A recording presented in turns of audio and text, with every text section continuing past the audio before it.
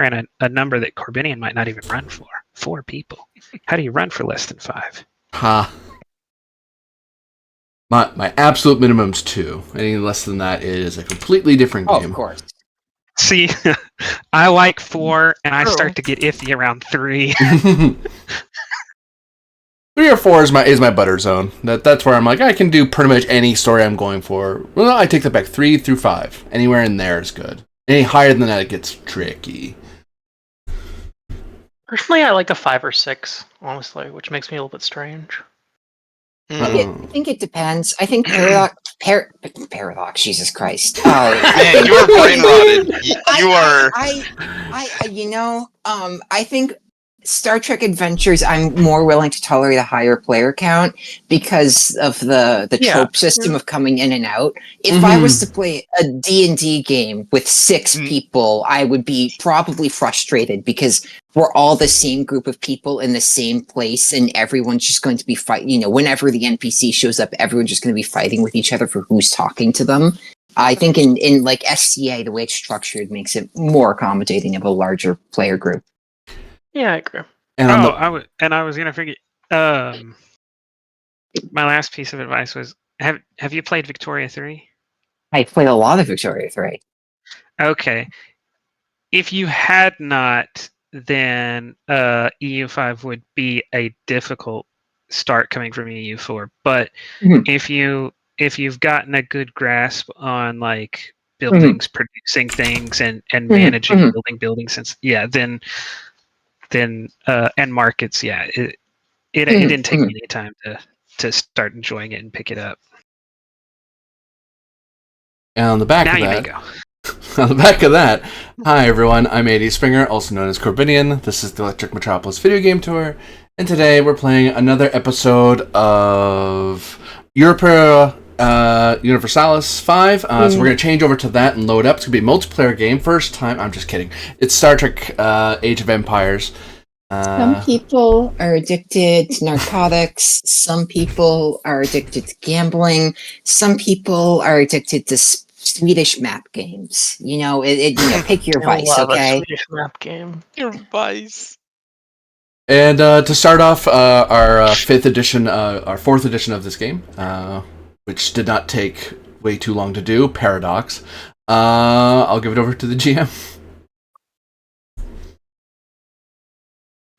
All right. And me to the captain, who hopefully did a thing. I did, indeed. Did you? Mission log. Captain Rhizora Arcos. Runabout Oxum. Stardate 42289.6. Assuming everything has proceeded smoothly, Rear Admiral Dashbrin should just be finishing up a prisoner transfer with the Cardassian Union. His insistence on taking Vanguard to handle this matter personally is somewhat uncomfortable. There should be no danger in his mission, however. I am still uneasy about someone else taking command of the Vanguard. That's his prerogative as a flag officer, though, and it has given me leave to take a small team to Denix Prime, where we have issued the oath of office to their new First Minister. I find it intriguing how much importance they lay in the Federation, or in this case Starfleet specifically, having a hand in their affairs of governance. My own qualms on the matter aside, the ceremony went smoothly, and we may now rendezvous with the Vanguard. End log. Our directives are return from Denix Prime to the USS Vanguard. Uh-oh. I'm sure nothing will prevent us from doing that. My last divulgence into Paradox. Promise, my last one. No, for the next 10 minutes. 2 games. No 2 games. Unlike Vicky 3 and EU5, will convince you more than anything that the best thing you can do economically, the best thing in the world, is unlimited immigration. Basically, if you can get all the people in the world in your place making widgets, there will be no problems whatsoever. Money will generate infinitely. I mean, that's what the U.S. did in the 19th century. Yeah. But yeah. Anyways, back to Star Trek. Anyways, Star Trek, where we have money? No, wait, hold on. Star Trek is a very sad series because humanity no longer chases the dream of line going up and has to explore more, obscure goals like self-fulfillment. And that's, who needs self-fulfillment when you can make the line go up? The mutual betterment and camaraderie of society. That's a line going up. This is a 2-3 game.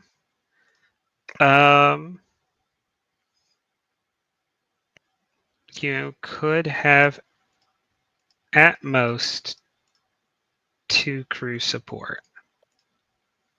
It probably would make sense in this scenario to go ahead and establish who they are.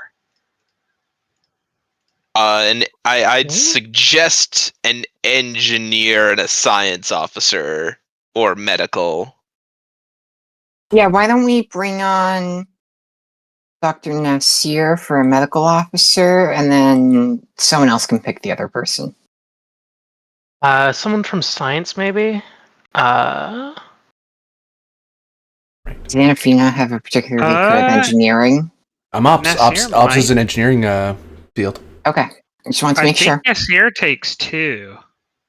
You're right, Nasir's supervisory. We shouldn't bring any department heads. Okay, sorry, bye. I mean, if you want, then if he's what you want, then you could. But I'm not going to make that decision unilaterally, though. So, yeah, I don't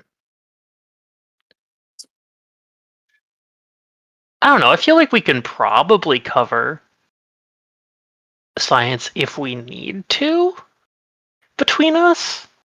Medicine's a little bit harder, I think, to tag in on, so we could just go for.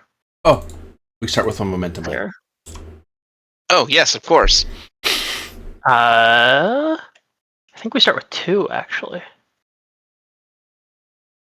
Well, if we say that that the admiral gave the ensign the award, we could also say bring Lieutenant Duckabis award along if he was also commendated for his efforts. You could do that without saying that, because that's not what happened. One of you would have to spend for that. I know. I meant the kind of award that's the admiral's good job, but doesn't give you any mechanical effects. Yes, the Admiralty's pat on the back award. Mm-hmm. Okay, that's called a commendation. That's one. Do you have another one? Yeah. Why don't we bring on a doctor? Dr. Tura, probably. Because both Sitak and Nasir. Yeah. Yeah, they're both department heads, so it has to be one of the other 3. Mm-hmm. Yeah. All right. Criminal physiologist. Tura is a Or you could introduce a yeoman or something, because y'all are coming back from a political event. Captain, do you have a yeoman you want to establish? Sure don't. Okay. Do you have an administrative aide you would like to establish? Well, you don't want the bartender to be along? Tyndall? All right, we can, if y'all don't have a good idea, might just bring Farov as having a second. I mean, he can, in a pinch, serve as a yeoman. I mean, I say that, but he actually has a terrible command. But it doesn't hurt to have 2 pilots. I don't know. I think I can handle command stuff. All right. As it comes up. And I say let's bring a doctor or a medic. Why don't we grab Ensign Moleaf? Well, Zindi Reptilian. Mm. Oh, okay. Oh, where? Oh, whoa! Nope, they're flying.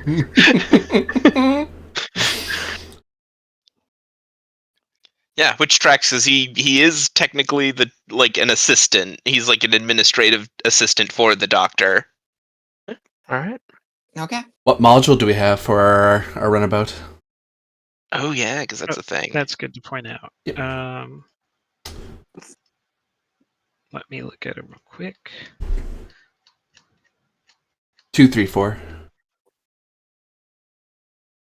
5, 6, 7, 8. Page number, you dingus.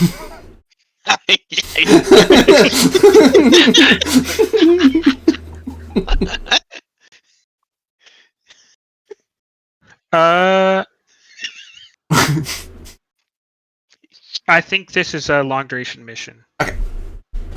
That's why I showed that there were What does- beds. Like what does that do? y'all expected to spend like more than a day on the shuttle.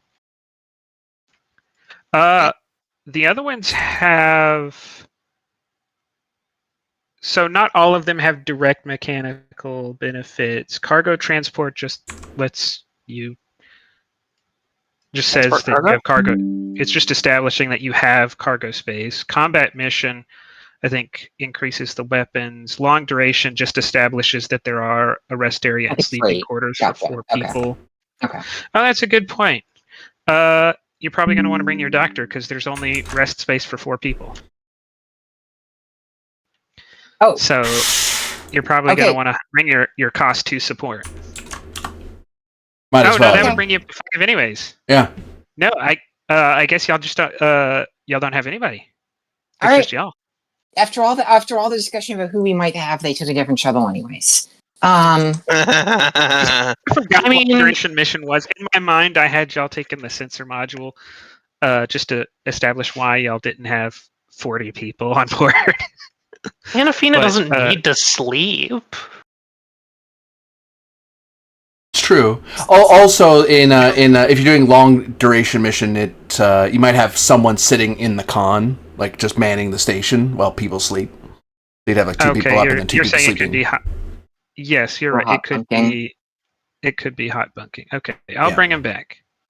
You can. All right. Well, then they would be in they would be Hongxing me in.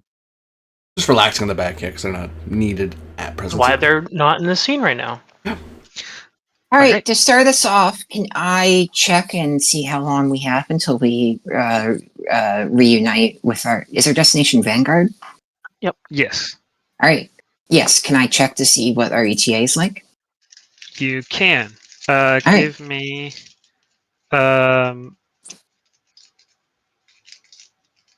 Insight Con Mhm. difficulty 0. Okay. Assuming you're relying on the computer. Of course. I- If you're like trying to do all the calculations again, that would be different. I left my sextant at home. So focus and navigation. Yes, and assist from shuttle's computers con. Okay. Take a threat. Congratulations. We get a bonus momentum. Actually, if one of you don't mind, I Mhm. will real quick add a sheet for the runabout. Okay. Since we're spending so much of the mission with one, y'all might want to make that sheet to actually be rollable. So there's a sheet under Starfleet 10th Fleet. Okay. But for that one,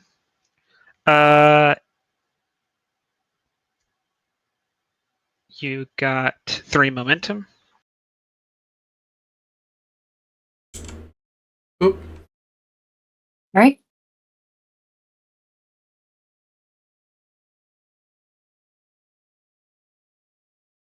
Filling that out. Unless someone else already is. I just saw the cheat change. I'll go for it.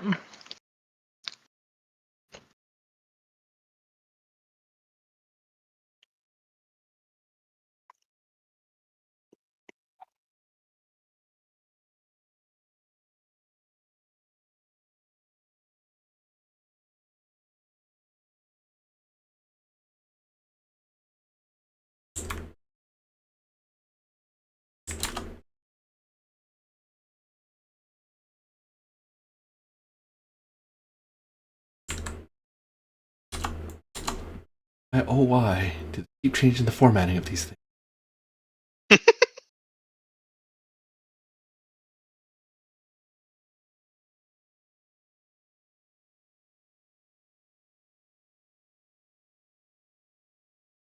Sensors say we're dead.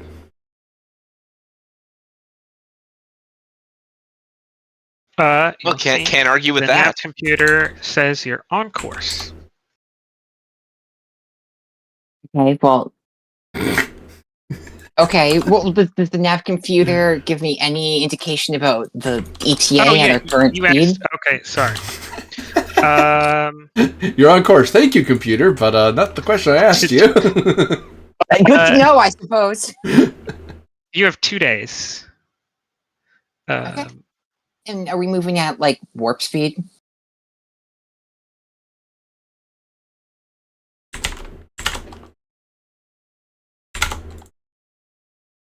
I certainly hope so. Yeah. Anyways, yeah. Yeah.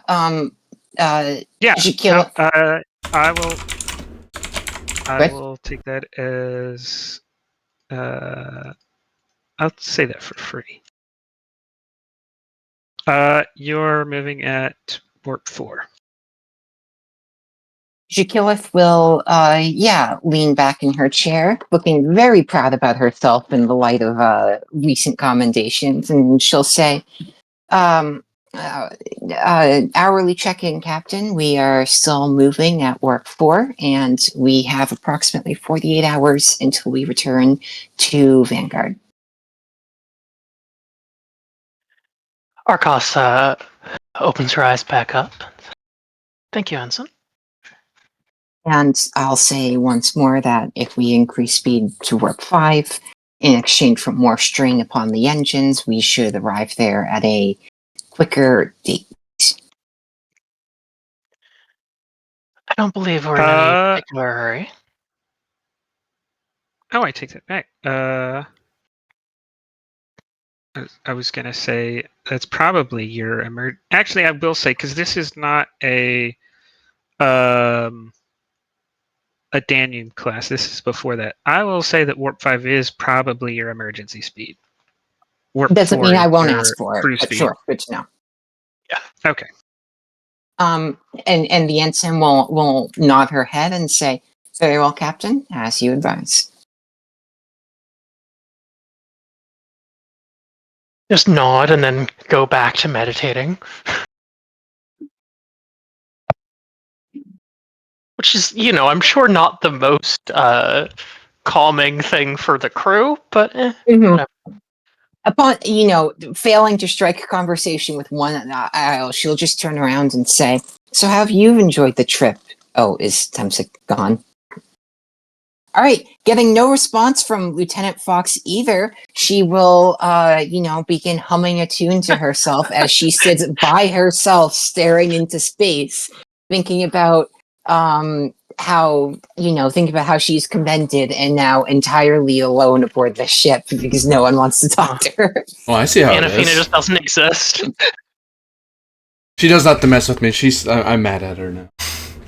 Oh, yeah, okay. I'm a little scared of you. As you should be. Because commendation or not, I know what you're doing when you get back to the ship.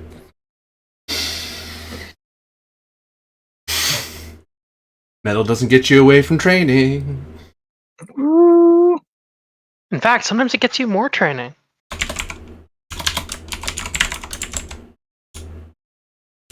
Runabout. So do there we go. Anafina and Zakath content themselves watching the screensaver on their consoles bounce around, waiting for it to hit the corner? I actually I'll do some time doing now that there's been a check with the sensors, I'll do a quick diagnostic check because we have time and might as well what ship operations would normally be doing in this scenario. No sense making the pilot do it. She's busy. All right. You say she's busy as Jakilith's feet are up on one of the desks and she is like herself half zonked out waiting for something to happen. Reason Engineering, difficulty 2. Assisted by ship's computers engineering. We'll grab a momentum off the table. Actually, that might be sensors engineering. Because you're trying to like detect each system and its functionality. I'm good either way. I think sensors, yeah. I mean, because engineering, I think, would be more like if you're just trying to get a baseline, but that's not what you're looking in. You're trying to actually get an eye and make sure that the numbers the computer has is right. If I'm not misunderstanding.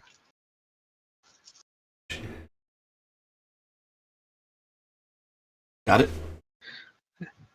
All right.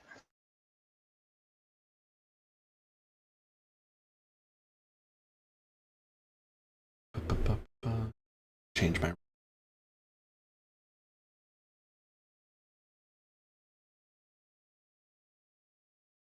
Performing level 3 diagnostic, checking sensors and systems. She says aloud to let you know what she's doing. So if something weird happens, you know it's Anafita doing it. Jakileth will nod and say, well, I hope nothing has changed since the last time you did a level 3 diagnostic. Or maybe it would be ideal if something changed, then we would have some fun troubleshooting a problem. You know, if you're lacking stimulation, you could brush up on your Uniform Code of Justice exam. I hear you're getting retested on it soon. Unless the commander changed his mind on that.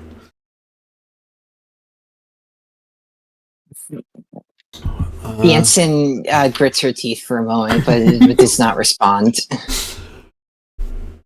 Diagnostic. Matter flow 75%, antimatter flow 75%, reactor output 75%. Relaying to Collin Station for verification. As she just forwards numbers over to you to show that the numbers are the exact same as what I'm saying aloud what's actually there. I assume these are standard numbers for Warp 4 on this vessel. Warp factor 4, battery power 100. I would take a momentum for that. All right. Not a bad thing to ask. Boop. Reserve battery power 100. Yes, these numbers are nominal. Yeah, the ensign spends approximately 1 second looking down these and then says, almost identical to the last time we checked, and hits the I've recognized and approved these numbers button. Pulsar intake energy 0%, O2 percentage.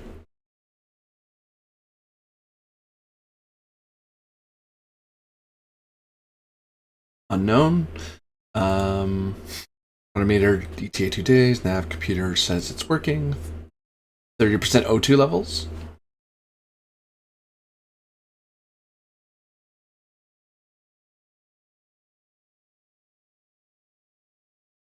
I'm certain they don't use Imperial systems, and I suck at Celsius. What is 80? No, it's probably what is 75 Celsius in Celsius? It'll be something like 23. Yeah. Okay. Yeah. 23. 23, 24, but yeah. Yeah. Yeah, I was kind of hoping the Canadian would have an answer there.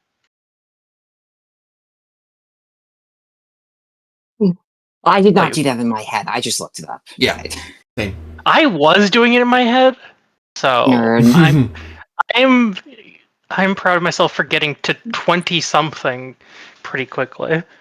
I think if I thought about it, I could have remembered around 20 is like room temperature for Europeans. Yeah. Now the real challenge is converting it to Kelvin. No. You would be negative something, right? Because of the Kelvin scale? Kelvin and Celsius are on the same scale. aren't they? I Kelvin don't just know. starts lower. Kelvins are Uh, absolute, whereas they are basically the same system, I think. No, Yes, they have the same. Kelvins are what start entire new timelines.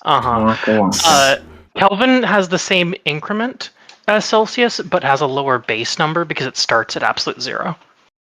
Whereas And Celsius 0 Kelvin is absolute 0. Yeah, where 0 degrees Celsius is the freezing point of water. Mm-hmm. So there are no negative Kelvin numbers, actually. Okay. Impossible. Yeah. So it is the same rate of change. All you have to do to convert is add 273.15. But it's not like Fahrenheit and Celsius where it's a different rate. Exactly. Same increment of. Well, it's not a degree because kelvins don't come in degrees; they're just kelvins. Yeah. And learning upon the warmth of this room, I would say 75 degrees is on the hotter end for Shakilith, and she will have a little bit of sweat upon her brow and wipe it off. As the sacrifices must be made for the comfort of the others. I mean, you could always change into a different uniform. Yeah. The captain said she didn't want yeoman. Hey, scants are standard issue. You can wear one of those. They're quite comfortable. Actually, I think the captain might be wearing one, honestly. Captain is free to express herself how she likes.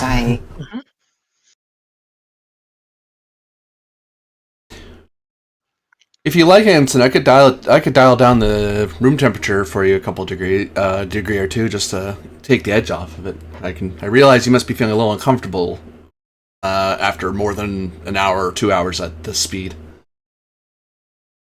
And days of this is going to be very uncomfortable, I imagine. The ensign says if it would not be a bother to the other members of the crew. And actually, Anafina will quickly pull up on the computer to see, based on the species aboard, if what would be an ideal temperature for everybody aboard. Mm-hmm. I think the Xindi Reptilian's going to skew that. Yeah, I will tell you for free. That's why I went 75, is because you also have a Xindi Reptilian. So 23 is that number. Mm-hmm. Ooh, what if I adjust it such that if it's based on I could program into the computer to change based on who's in which cabin, because the front end could be a certain temperature, the front module could be a certain temperature, and the back temperature could be a different temperature. So it can live change. I would take that. Control engineering difficulty 1. Assisted by ship's computers engineering. Throw a momentum into the ether. I die.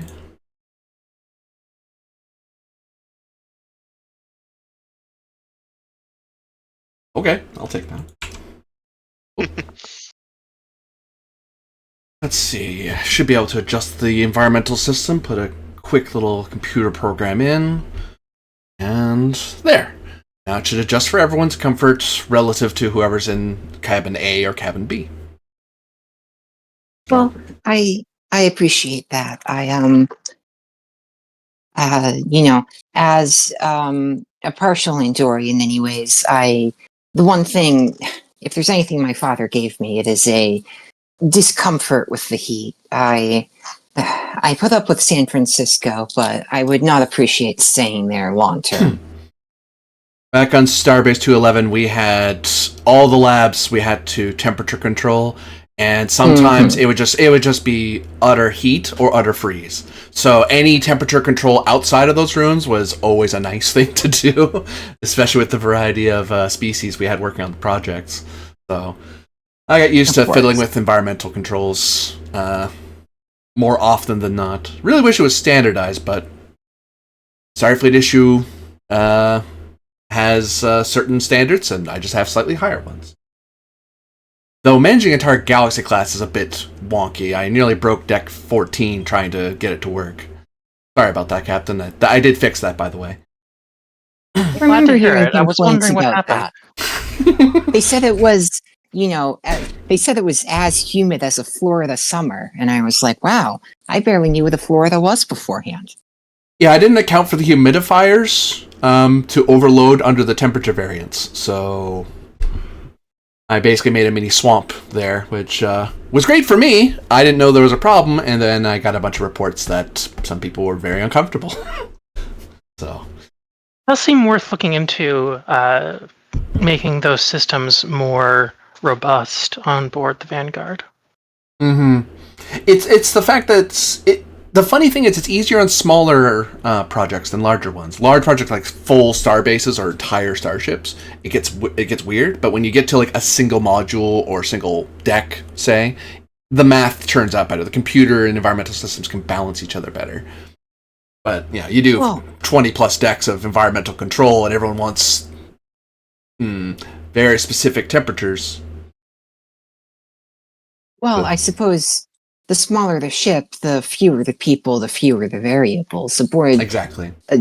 Aboard a ship of our size, so many people of so many stripes coming and going in all these different places produces a level of variability, and clearly the engineering corps thought it would be easy to set things to, the human middle ground between the extremes and leave it at that. Well, I know. Well, I know. Evelyn wouldn't complain about the humidity. Is your wife a reptile? No, Kentucky. That didn't narrow it down. No, most of us aren't from Earth, Unfamiliar with that species.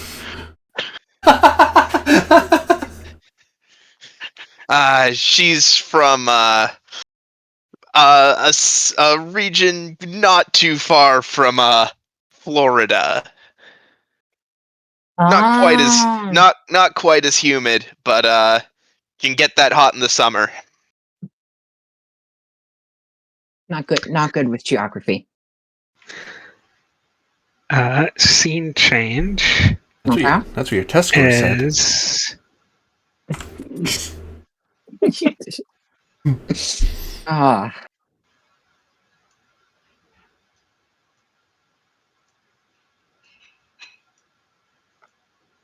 My knowledge ends at the frontiers of Greece.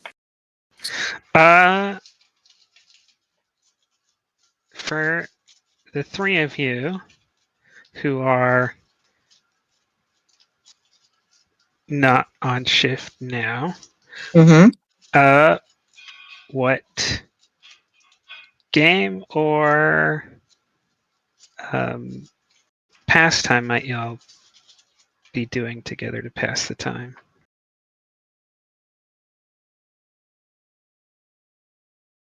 My pastime is guitar, so I could either be strumming along a tune while you guys play a game, or I could be so if you guys wanted to play a 2-person game, or I could participate in a 3-person game.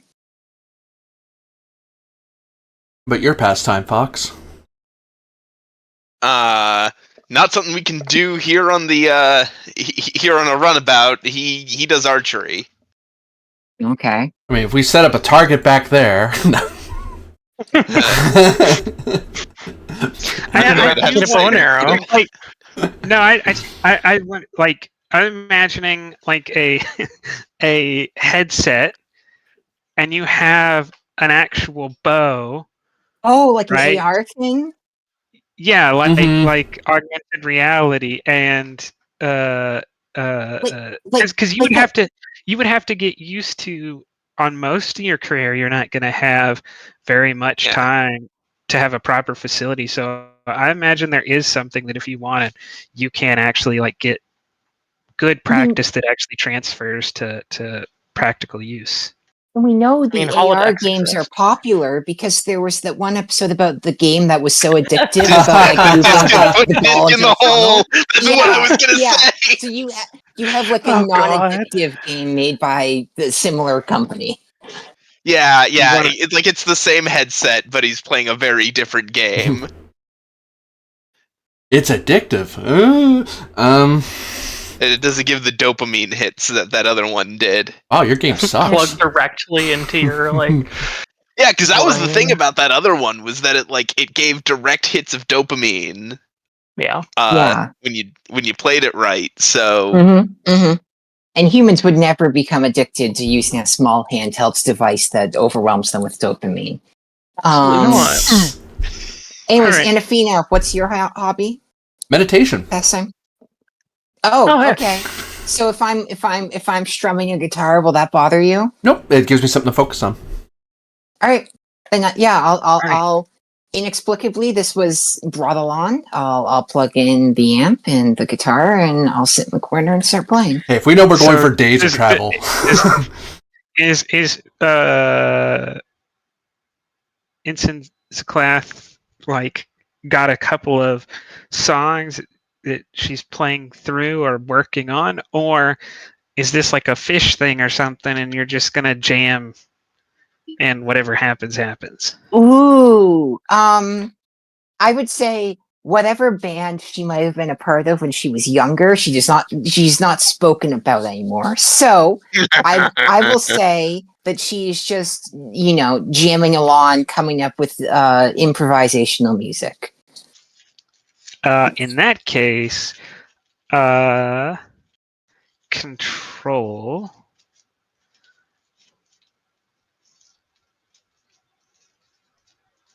That's probably. I'm torn between command or science. Would you take Con on the idea that she focuses on the navigation between different notes and knowing where you've been to know where you're going? The chord Anal progression. dexterity kind of thing? Yeah.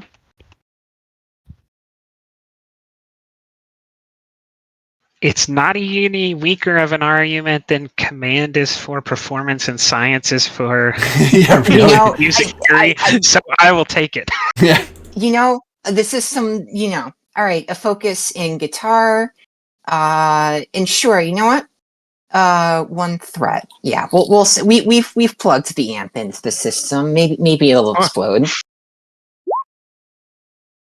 All right, I get a bonus momentum off of that. Oh, was that a diff 0 task? You did not name a diff before I rudely threw the dice to the table. Oh, actually, yeah, no. I was gonna make that.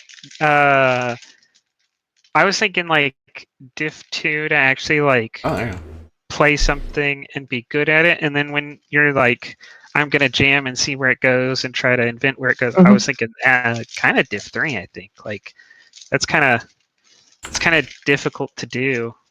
All right, unless you're really good at it. Then I will take this role. I will say she's jamming and trying to find, music as she's going. It's about the notes you don't play. I would say she's not doing a great job of it. She's more enthusiastic than she is skilled. Yeah, without a complication, I'll say that it's not bad. It's just you're not able to cleanly just kind of jump from one phrase to another. There's a lot of stopping and restarting, but none of it seems like a kid like with their fingers on a chalkboard. No, I have been doing this for a while. Lots of nah, that doesn't work. I'm gonna try something else.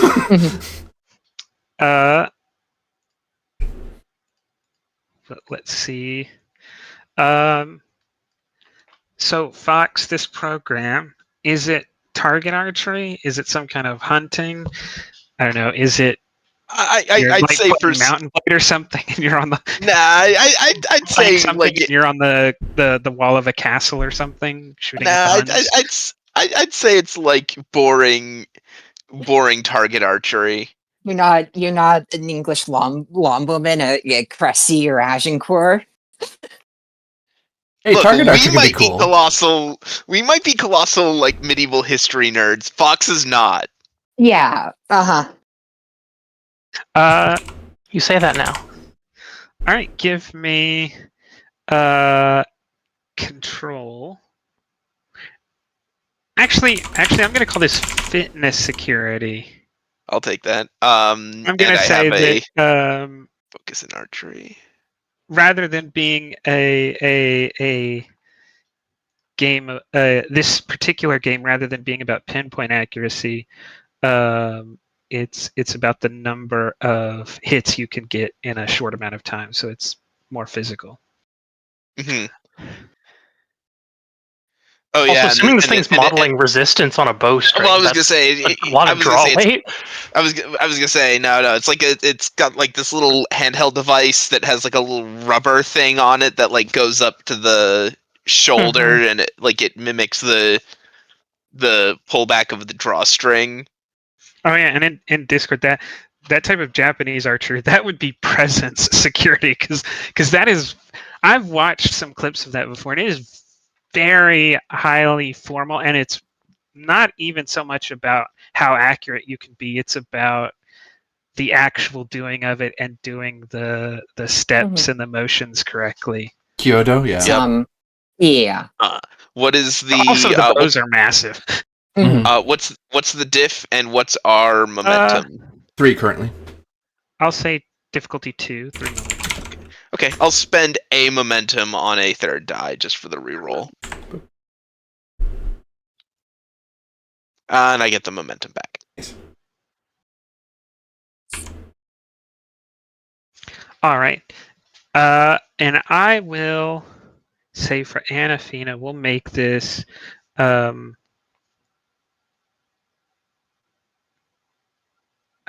control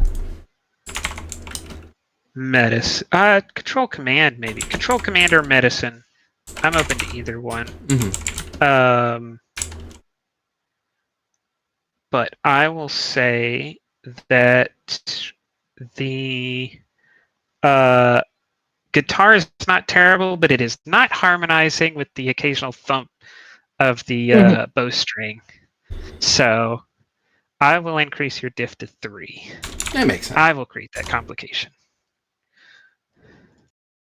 And that's kind of why she does meditation even in live situations. Like, no, I'm trying to find calm amidst any scenario. Even in chaos, yeah. Because it's easy for her to put on some headphones and just zone out. It's like, well, no. I mean, that's more relaxing, but that's not what she's doing. She'll throw momentum at it. Try to focus.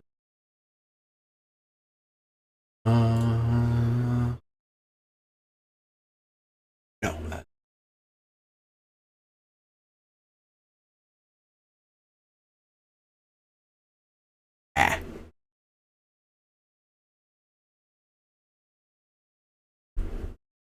Tries to find the focus, but gets brought out of it every so often. So she's controlling her breathing, but that's the easy part. It's actually staying in your mental lane long in a nice zen area, and she's not getting there. She gets knocked out of it every once in a while, which she doesn't mind. She doesn't look irritated. That's kind of what she's doing to pass time. That's kind of the exercise. So, Fox, why'd you take up archery? Wow, wow, wow, wow. That's the sound a guitar makes. Go ahead, sorry. Just something I picked up in my childhood. Nice. In the wide plains of Kentucky. No, that was Evelyn. I'm from Mars. What, a lot of archery on Mars, or were you an odd one out in this regard? Well, there are some more untamed regions of Mars that I guess you could consider more like backcountries, but no, this was purely hobby. Nice.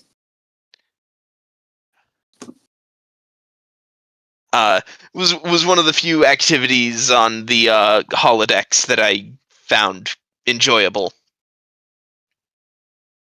Oh, did you take the elective they had at the academy? Which one? There was Xeno archery, and then there was that specialty module of Klingon archery, which was kind of funny because it was a lot of throwing and not a whole lot of flinging. I did the first one, the Xeno archery.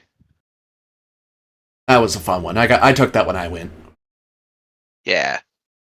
Wasn't any good at it, but you know.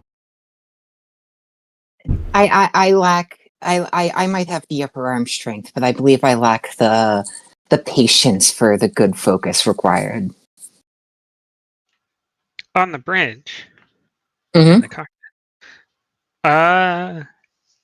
Captain, you are cycling through the systems before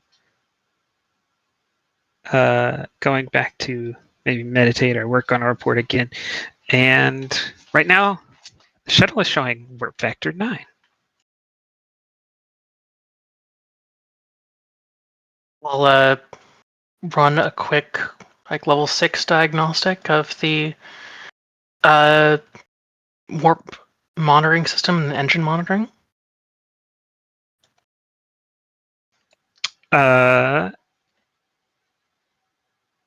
Insight engineering, difficulty 2. All right. Observation focus. Yes. Okay. I'll spend a momentum on this.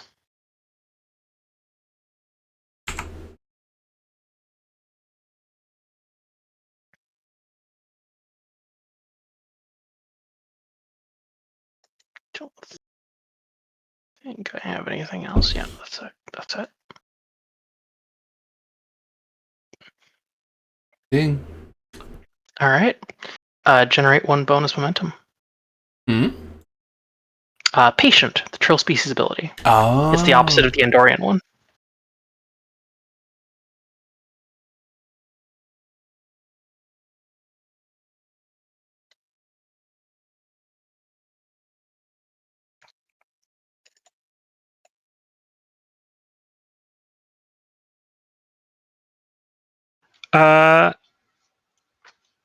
Then I will tell you as a success that you checking all of the sensors, internal sensors yourself, you determine that the display is accurate to those sensors.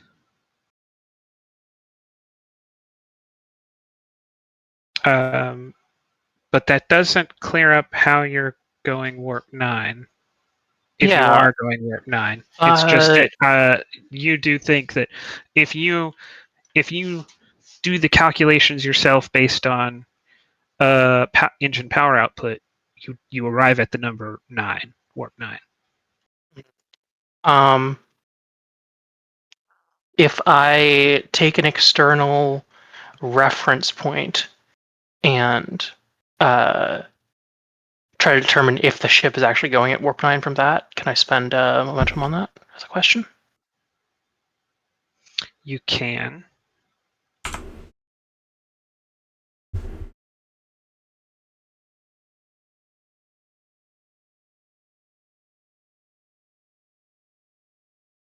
Probably referencing Galactic Center because it's something you can always find.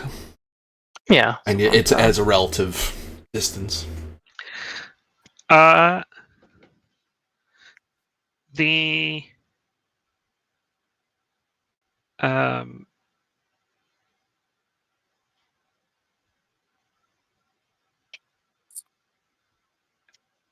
mapping it out, it matches traveling at warp 9.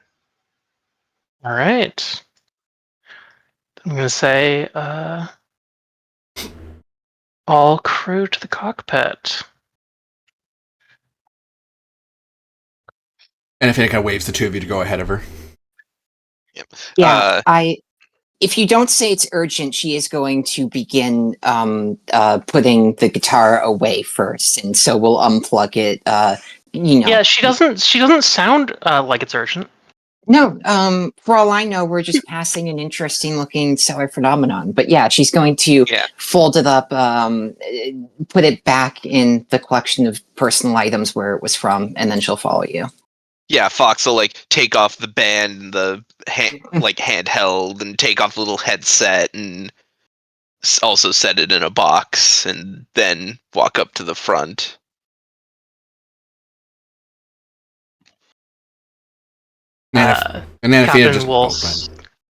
Captain will stand up from the con and say, Ensign, if you could take the con, we appear to be undergoing some form of non-standard acceleration. Right, the ensign will squeeze her way up to the front and say, non-standard acceleration, let me take a look. You can have a seat, Captain. The computer reports you're moving at warp factor 9. Warp factor 9? I've never heard of a bird this small going that fast. That can't be possible. We can't generate a space bubble that's that effective. Swivel around to Anafina and say, based off of our internal sensors and positioning, it would appear we are going at warp 9. I presume it's possible we're not going under entirely our own power. Could be some sort of subspace effect or some other external factor. If you would do a analysis of our own systems to see what you can find out. Captain, I suggest that I check the actual core in the back and make sure we're generating the bubble we're supposed to be, while Cockpit focuses on making sure our structural integrity field doesn't leave us, because at this speed, we're not rated to go this fast. I concur with that, Captain. I recommend attempting to decelerate as soon as possible, because the longer we go at the speed, the more likely damage is. Agreed. However, I don't believe this ship is rated to slow down from these speeds either, necessarily. You would be correct, sir. All right. Everything that happens next happens very fast, so I'm going to slowly walk you through step by step. So the first thing is, Ensign, you notice the warp factor, estimated warp factor drops to 1, but the desired warp factor is still set to 5. Mm-hmm. Instantly, the computer looks like it attempts to correct, and get 150% flow and reactor output. Anafina, you can visually tell from looking at the reactor that as you kind of walk into the reactor room, that it almost the reaction kind of stops and then exceeds anything you've ever seen before. And then, in almost an instant, the flow and the output drop to 0 as the shuttle shakes violently. And Anafina, you can take 5 stress or a plasma burn 5 injury. I'll eat the stress. As you probably hit the emergency close button and jump back into the crew corridor. Actually, the query would be, when I see the fire, does it look like we're losing containment? Because I might jump forward if I think the shuttle's going to kill itself. It's not the core directly, but I will say you don't notice you're not able to tell where it's coming from, but it's not like you see the reactor vessel itself break apart. Okay, yeah, Because if that happened, you'd be dead. You wouldn't have time to act. Yeah, if I'm not seeing like the coolant blasting out of the pipes and stuff, it's like that's just a fire. This is rated to deal with a fire. I'll get out of the room. If it's it hit that particular hose. If I don't do something, we're all dead. As opposed to we're just dead. Jakilith will say, it appears our flow rate has dropped to 0. Anafina, did you shut down the reactor? And Medic! She'll call back. She shouts medic as she hits the ground. And presumably Molif will get to his feet. Mm-hmm. All right, who's playing Molif?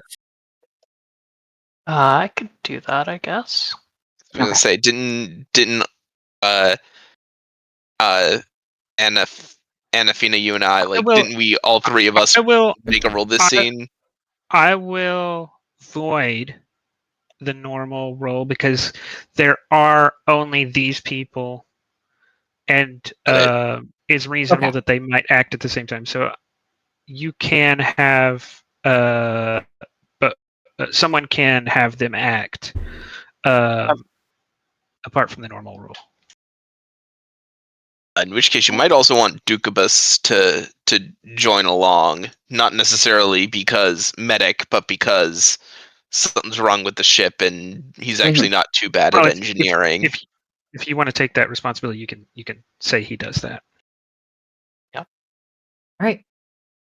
Jensen's sitting in the con, attempting to control it if something happens. Molif heads back and starts tending to Anafina.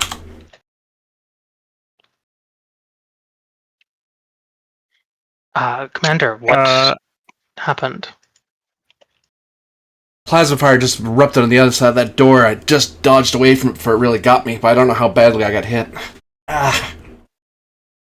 I'm conscious, though. Medicine difficulty 0. Medicine, triage focus. Yes.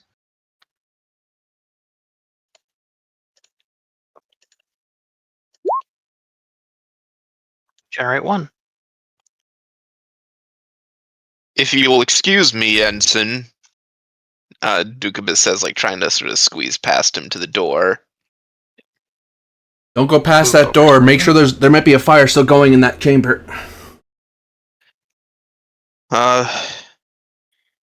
Yes. Yes, Commander. As he starts to...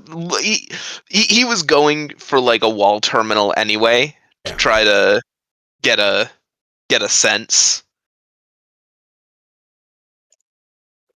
You see if plasma suppression systems are online, that kind of thing? Yeah. Diagnostic. Right.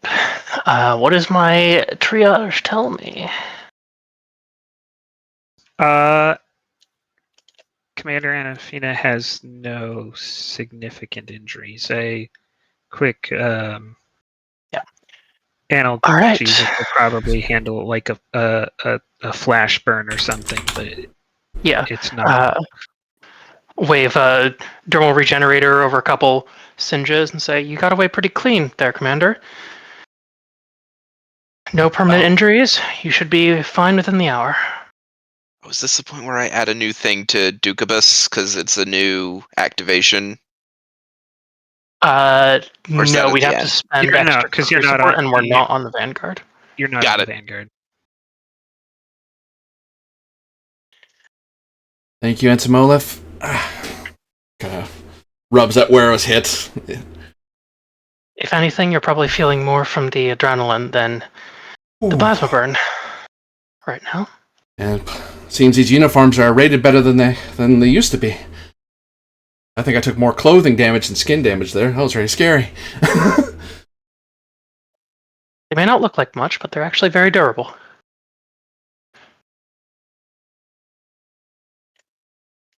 Actually,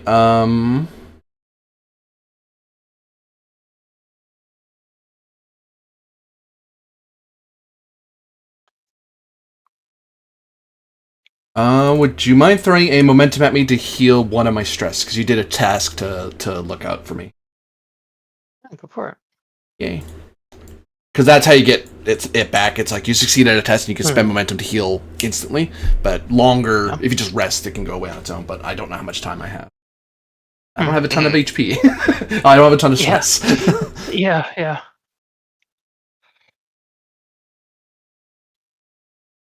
Dukubus will look at the readouts. Insight engineering difficulty 3. Ooh. I'll actually come over to help now that I'm actually now that I'm not. I know I'm not injured anymore. Well, if you might be better at this, you're probably better at this than I am. Mind helping me out then? Yeah. Olaf will head back up and report kind of what's going on back there to the best of his ability. Yeah, right now it's more so Dukubus making sure that Anafina doesn't have any secondary injuries. EPS or metallurgy? Yes. Yeah. EPS. Oop. Throw the momentum at it.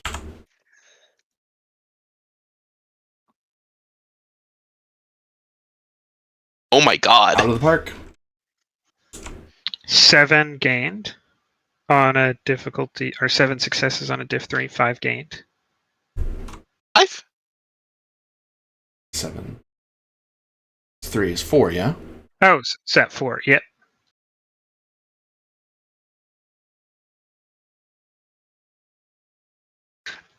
You establish battery output 0 and rear cabin temp 4,000 degrees Celsius. I tap my combat. Not healthy.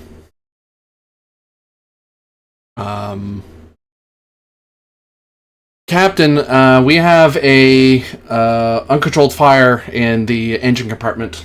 We have no battery power, and I'm reading. We're generating no power back there. I'm going to try to get the fire under control before it subsumes the ship. All right, I'm sending out a distress call. Recommend EVA suits for everyone if they can grab any from the front compartment. Unless they're all back here. For that, I will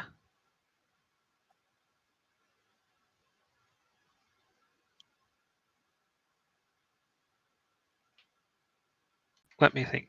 Give me presence engineering difficulty 0. Basically, I think you've called out something that is probably standard, but that people may not think they need to do right now. Okay. 0, thankfully.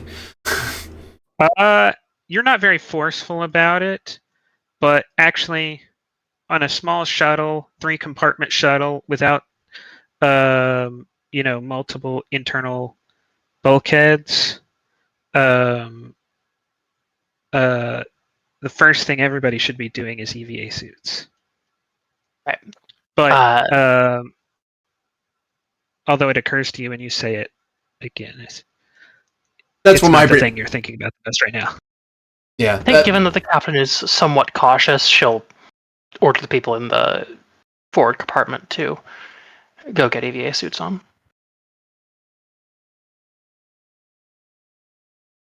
And she'll tell Fox to bring her one as well. Since they're standard equipment, no charge.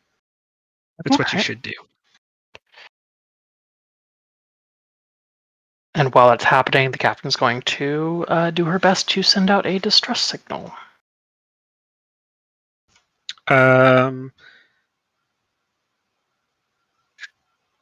Control engineering, assisted by ship's communications engineering. All Actually, right.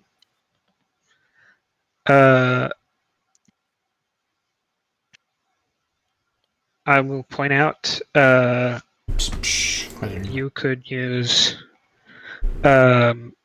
anything more than one ping might use significant reserve battery power.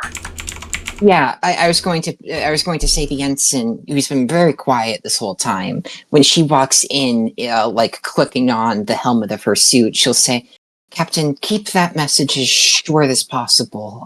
If our power reserves really are that dire, we can't afford an expensive drain." EVA suits have a rated lifespan of 1 week, Ensign. The ensign, like you can see that she gulps, but she like looks nervous, but she does not like object to you as she takes her seat back. You can stay in EVA suit for a week. That's been established. The ensign knows that to be true. Yeah. The ensign does not like the idea of it. Of course, it's a bad thing, but also Yeah. getting a distress signal out is incredible. It's like the most important thing if Of course. if your ship's going down. No, I fully agree. The yeah. advice she gave was probably bad. No, I get it. Actually, you can't be assisted by the shuttle. Yeah. No, you find out you're not on. The main computer is not responding. You're on the auxiliary computer, which has Right. limited functionality. You have can to still use send the out joystick. the signal. You just have to. You have to do a lot more work that the computer normally does. Got it. Let's see.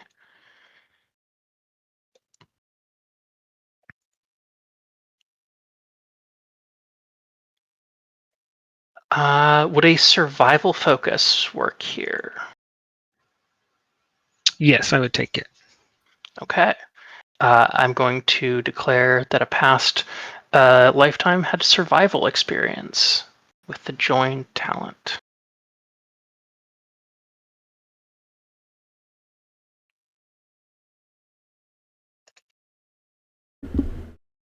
Joined is such a cool. I haven't seen it used all Yeah. that often actually. There's been Trill in the 10th. I've only run into. I don't think a lot of them have 3. actually been joined. Is the thing. I think we've had more unjoined Trill. That's Well, true. That's more common. Actually, I feel like the most common is kind of Trill, but joined in the last 2 or 3. I haven't seen someone who's played a Trill who's like 9 lifetimes. Last one I saw was It's a lot to keep track of, yeah. Was the Sovereign, the Monarch. I think it's also because like the one really well known Trill in canon is Dax. And Dax was very much the I have a ton of lifetimes kind of Trill, and so I think a lot of people who play Trills try to play like against the trope, yeah. Which, I mean, try to play against the one that everyone knows. That was my impulse when I was first sketching out the character.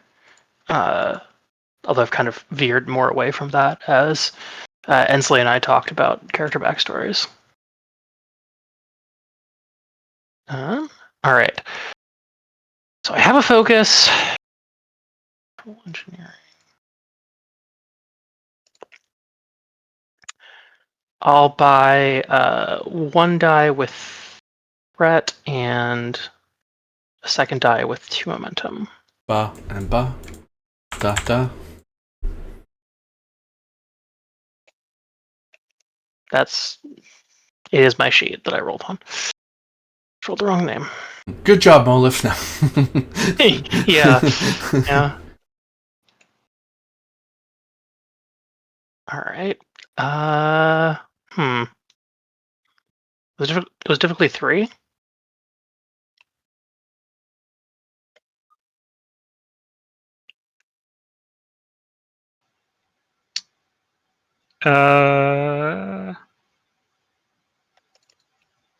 I forgot, and I feel like 2 is the answer I'd go with. All right then. I'll take 2 because I rolled 2. But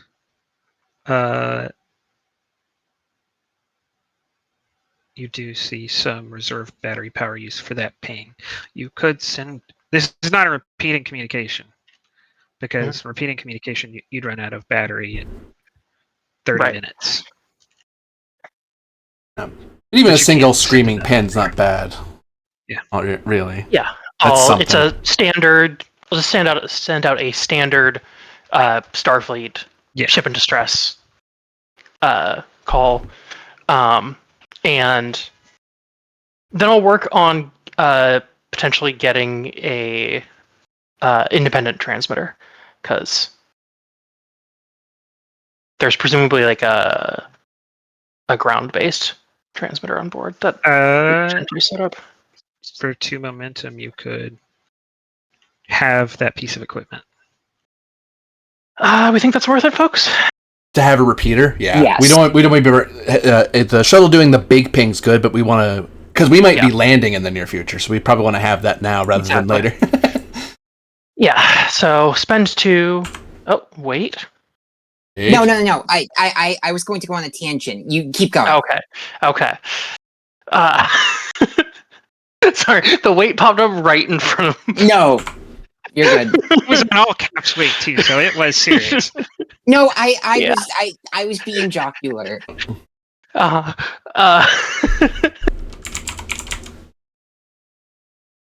was making a joke that the 50th anniversary of the Edmund Fitzgerald sinking was yesterday, and did that inspire this? It is not, but I did not know that either. Okay. And as far as Midwestern music goes, best song that's ever come out of the Midwest. Also, tragic that people died. Yeah, that too. Her sister ship is still active though, which I think is cool. That's cool. Anyways. Yeah, so I'll spend for a subspace transceiver, like some semi-portable, one of those like backpack-sized deals. Yeah, as long as you have it, all you have to do is hit probably three switches, and it has a standard. You know, I was last on the runabout Axum. This was the last crew on board, and I'm in trouble. Like, you could alter it further from there, but its whole job is to be easy to use. So yeah. Just without even a task, you'll get at least that much. Mm-hmm. Cool. As far as the fire suppression system goes, give me daring engineering difficulty 1. EPS? No, this would be there's normally a like damage controls is the more damage control. Yeah. Yeah, no. I was gonna say I've never seen someone with firefighting as a focus, but now I want to. Well, I can use my ability twice for adventure. Did you have like a buff firefighter previous life? I mean, I might now. Roger. Oh.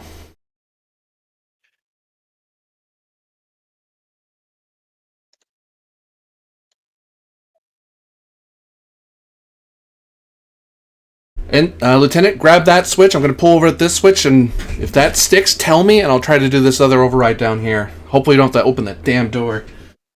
Yes, Commander. I'm going to give you 3 threats there, GM. This is a what roll? Daring engineering. Cool.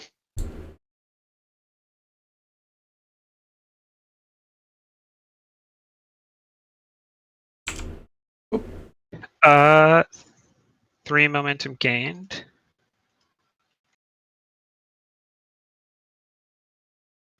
And after a couple of minutes, the cabin temp reads down to 40 C in the rear compartment.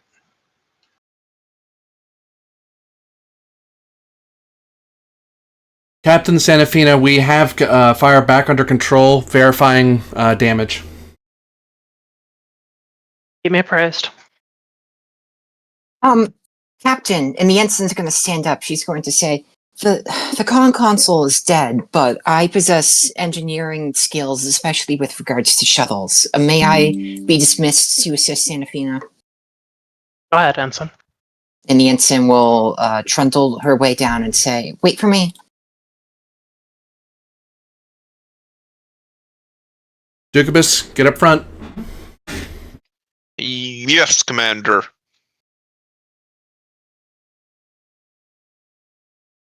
Are you guys in suits, by the way? Did the two of you get into suits? Yeah, I would have. I think everybody's in suits. Okay, just wanted to make sure.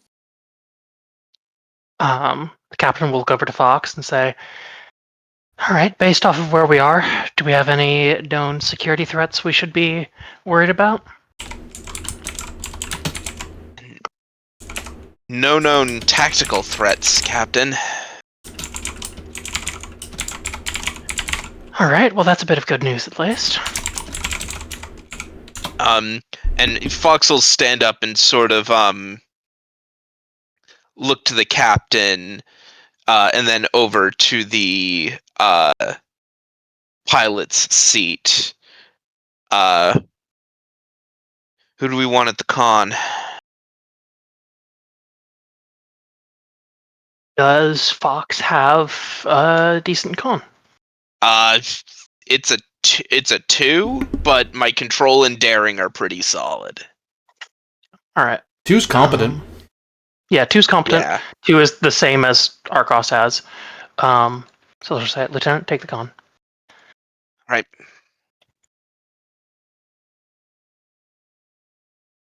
Commander Anafina, have you ever been in a situation like this before? A couple times. Not on a runabout. This is a first for me. But,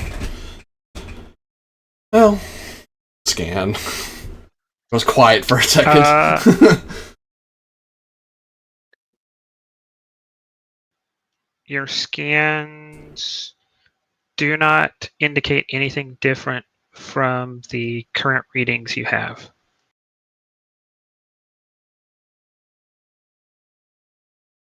So there. Well, I guess the thing I'm checking on is like it's. I take that back.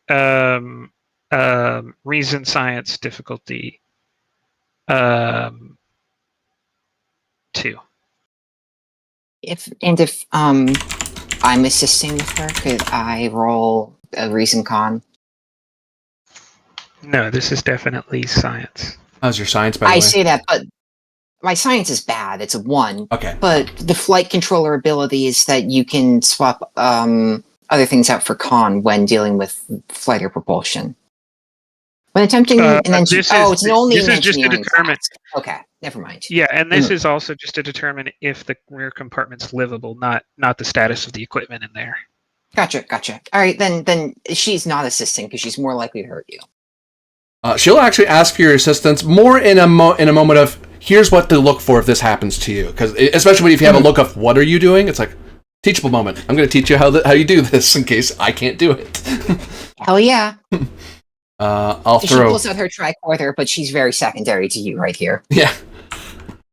I'm going to buy a couple dice because I don't want to whiff this because I don't really have this. Actually, I'll reach. Could I try to fire my teaching focus?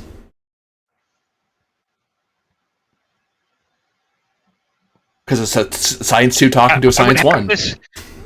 I would have to say no. I because would too. I would have to guess, Anafina is less worried about the success of teaching than she is not dying. Well, this compartment, not walking into a superheated compartment is more important than the teachable moment. I guess. That makes sense. I think if you melted into a pile of goo in front of me, that would teach me many things. I'll just say that. 1 momentum gained. The O2% is 0, and the cabin temp is 40 degrees Celsius.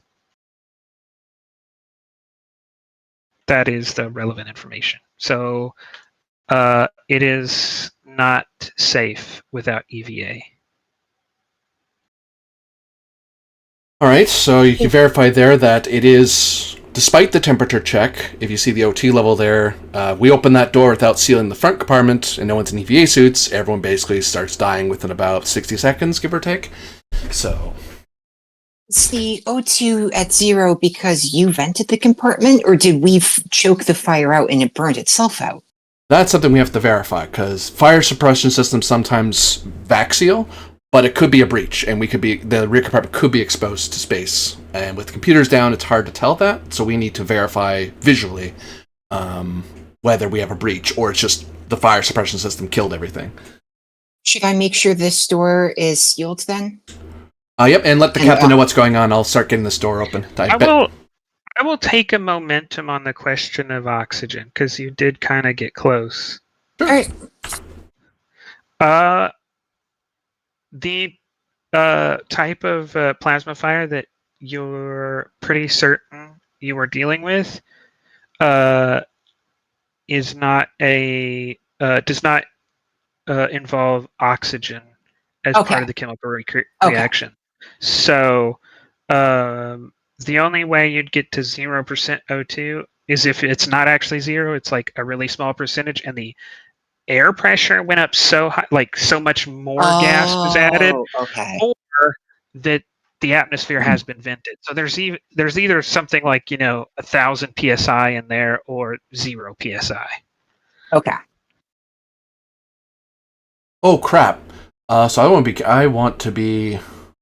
Can I open this thing remotely, or do you have to manually open the door? Main power's out. Yeah, shoot. It'd have to be manually actuated. Yeah, the ensign is going to walk up here and she's going to say, out of an abundance of caution that there might be a breach in the back, we are going to seal this door. If that's okay, Captain.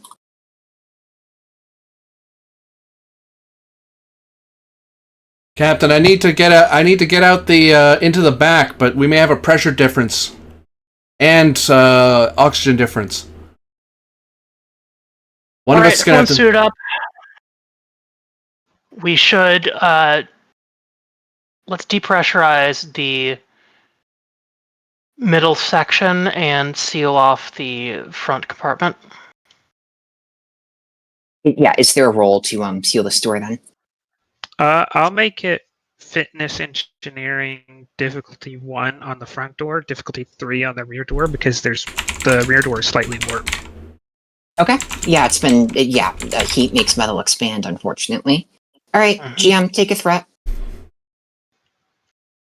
Okay. Thank you. Using my 2 moments of gain, and the front door is locked in place. Using my strong muscles, I'll pull the lever, and I generate a bonus momentum from. Let me roll. You gamble a bit here. Okay, GM, you get the threat. And I get a bonus momentum from intense. So could I spend the bonus momentum and one of the regular momentum to make sure that this is doubly sealed or something, that essentially add a trait that makes this even more sealed than normal?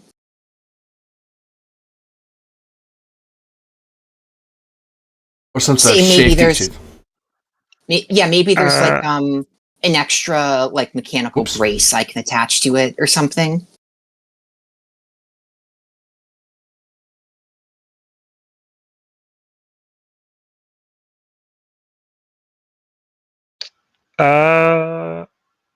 Yes, it's fine.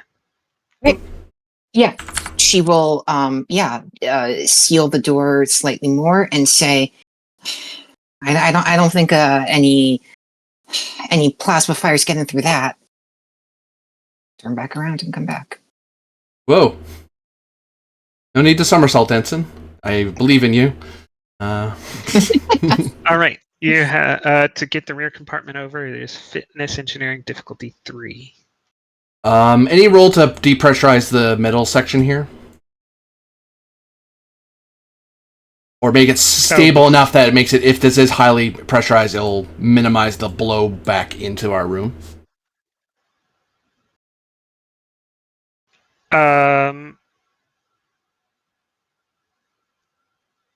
Or is it more of a brace yourself, hope for the best sort of thing?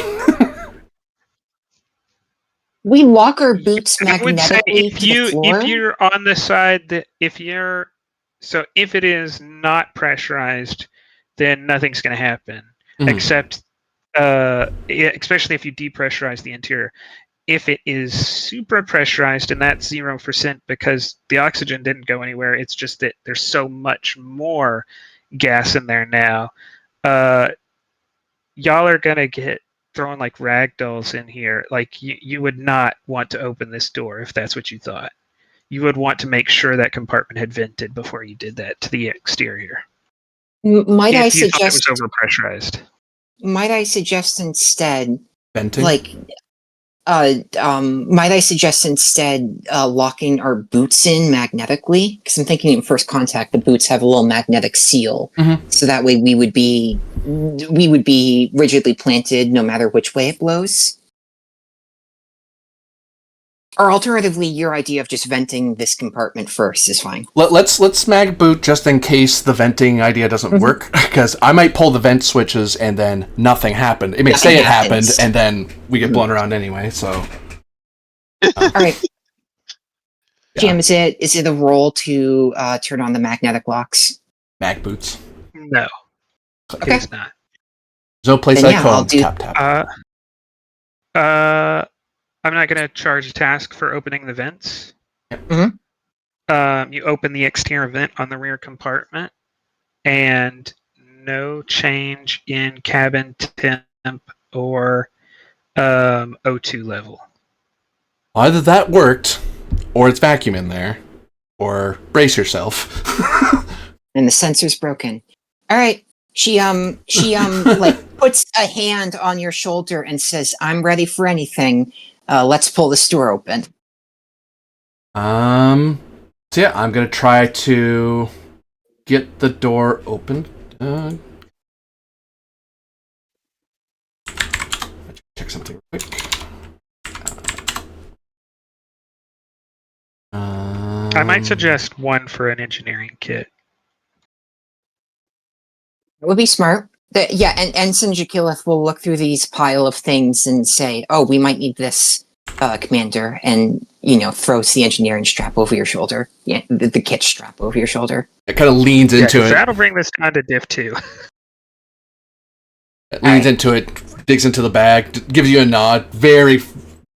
You're seeing why she meditates. It's so she zones in on what she's working on, but she's still paying attention to what's going on around her.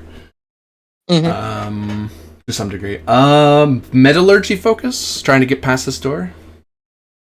Seeing the weak points in the door to force it open.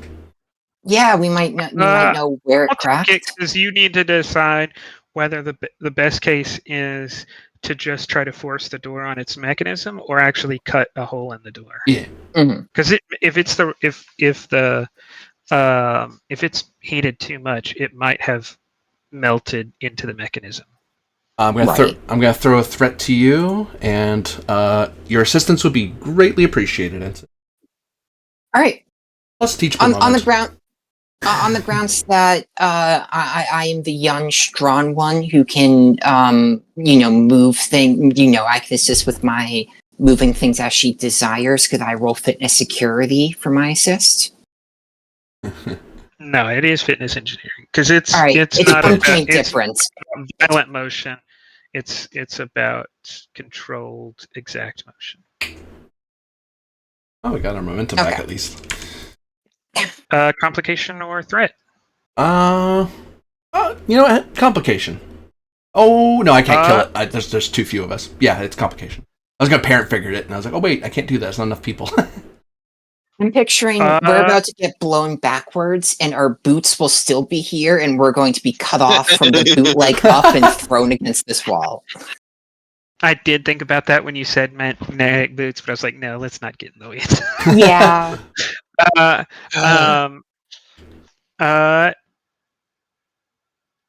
As you open the door, you manage to force the door all the way back, but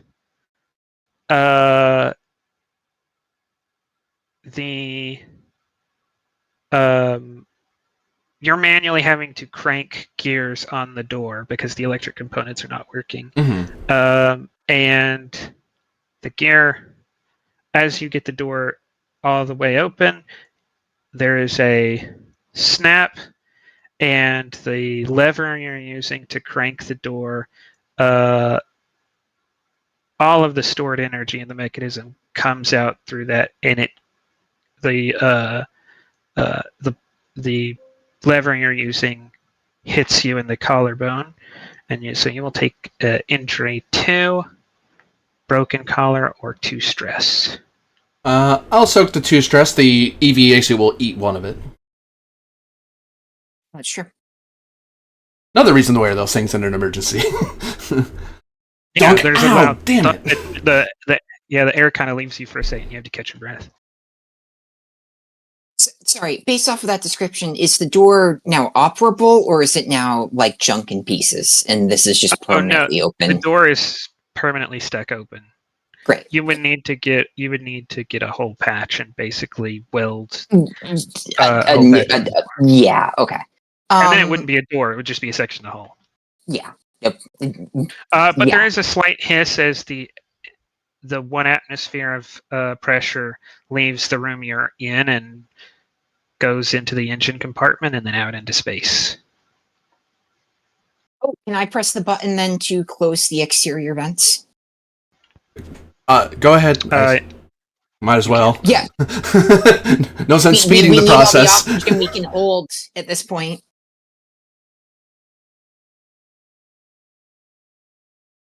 And I'll tap at my suit and say, Captain, we have a breach in rear compartment.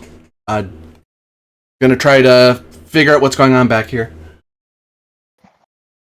Okay, understood. But I was not able to save any of the O2 in the secondary section, in the middle section. No, I thought we'd depressurized the middle there. section. No, but because the door is broken, right? So the vents don't matter. The door's broken, and the vents cut off one area, but there's already a hole breach, so the vents didn't. That's why now you realize why I said when he opened the vents earlier, it didn't change anything, because there was already no atmosphere in here. Gotcha. But in all this, I will say, just keeping the shuttle alive, you're down to 90% power. Great. Commander, I saw that injury. Would you like me to proceed first, or would you like to proceed first through the breach?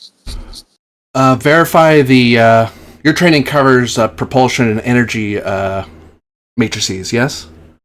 Cough. Your ability should work here. I hope. Yeah. She says, "It's top of my class at the Flight Academy, sir." All right. Check on that. Give me a minute or two. I'll deal with the breach later. But we need to see if we can get power back. Yes, sir. And she's going to take that first step through and attempt to assess the damage. You get a temperature warning on your suit. Insight, engineering, or science difficulty 1. Right. Oh, the metal's still really hot. Mm-hmm.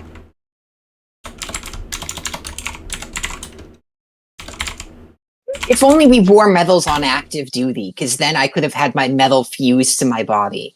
All right. Take a threat. We'll see what happens. There we go. Yeah, you realize that the sensor is definitely off.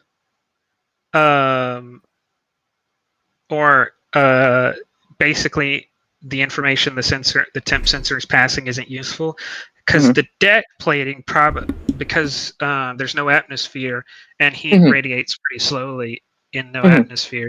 The deck plating might still be over 1,000 degrees, and there's no atmosphere in here, so there's no atmospheric temperature. Okay. It's probably the sensor is the literal sensor is 40 degrees Celsius, but that tells you nothing about what anything in here, the temperature of any piece of equipment. It could vary from hundreds to thousands of degrees. Okay. if the deck plating is that hot, like if I step on the deck plating, is it solid or is it like hot metallic goo that's going to burn through my shoes? It's not so hot that it's gonna melt. It's no longer like the active plasma flames that were like 4,000. It's about 1,000 degrees. So it is, but your suit needs to be rated for those kind of temperatures just to be useful on some of the more intensely hot planets. So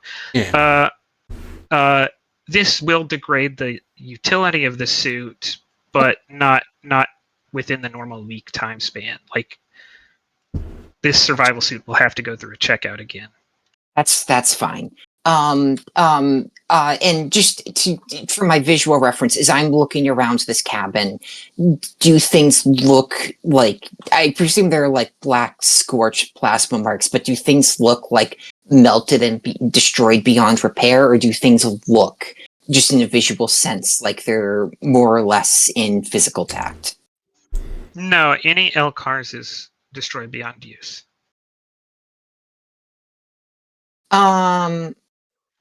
Okay. Then she is going to begin scanning. Insight, engineering, difficulty 3. Okay, using my talent to make that con for an extra 1 point. Flight controller, yep. Okay, a focus in helm operations. This is part of operating a ship, is fixing it when it melts. I wouldn't take that if I were you. Say that again. I wasn't paying it. I was looking at something.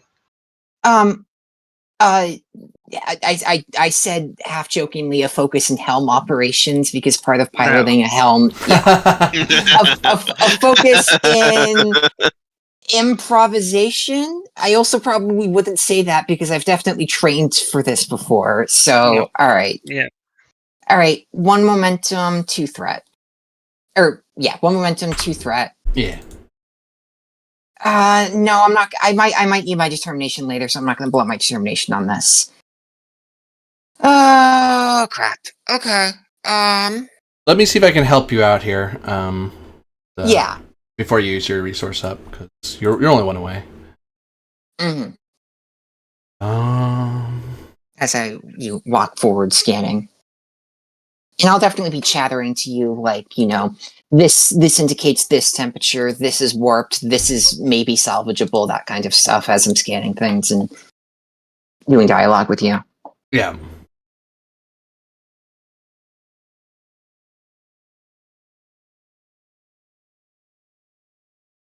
And Athena kind of half chattering back of, no, that sounds normal. Yeah, that is high, but that's okay. We can live with that. Mm-hmm. Or, that's not good. Let's get back to that in a minute.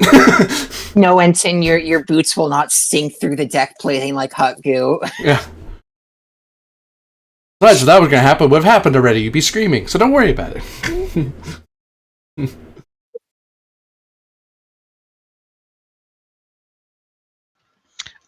Comp or threat? Sure, I'll take a complication.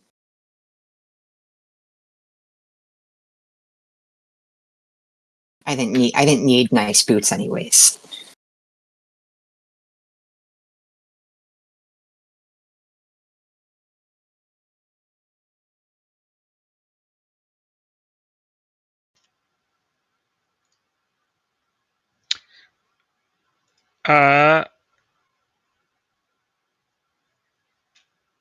The complication is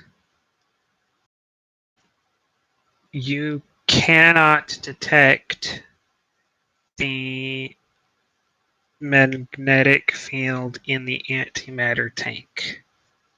Oh, crap.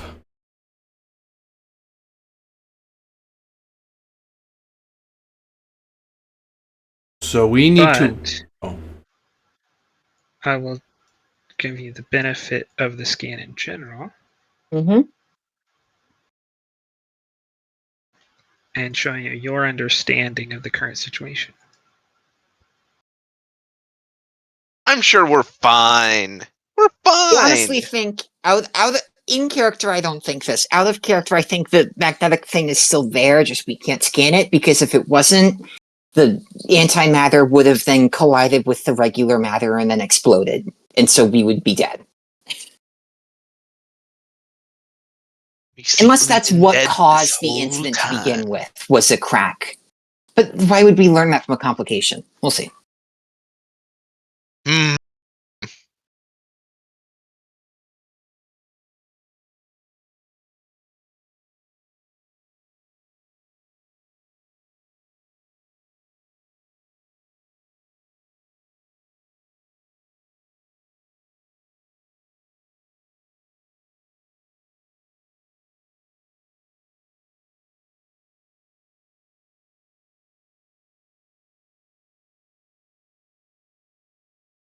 So yeah, you should now have the diagram of your understanding of the engineering compartment. Oh, sorry. I was zoomed in on the left, so I didn't even see this on the right side of the screen. Okay. Yeah, it looks like the matter tank is good. Life support, Bussard collectors, impulse engines, auxiliary computers, emergency battery array. These all just like, green nominal given the circumstances, but we've got some very strange readings of the antimatter tank, and then main computer, battery array, the reactor, and the warp engine are all red. Ensign, we need to get containment on antimatter tank, or if we can't get it under control, and it gets outside of that tank, it's gonna annihilate everything it touches. So let's get on that. Of course, I'll follow your lead here. I've only done this hypothetically. Insight engineering difficulty 2. Either of you can take this. You take it.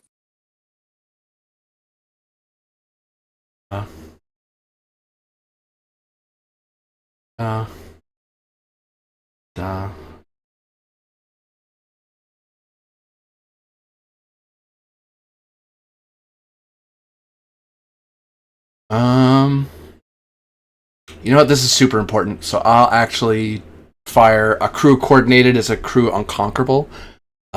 This is something that needs to be done quickly. Yeah. Determination spent. Let's roll flat because I have it. So 3 gain. Oh no, sorry. 3 on a diff 2. That's 1 gain.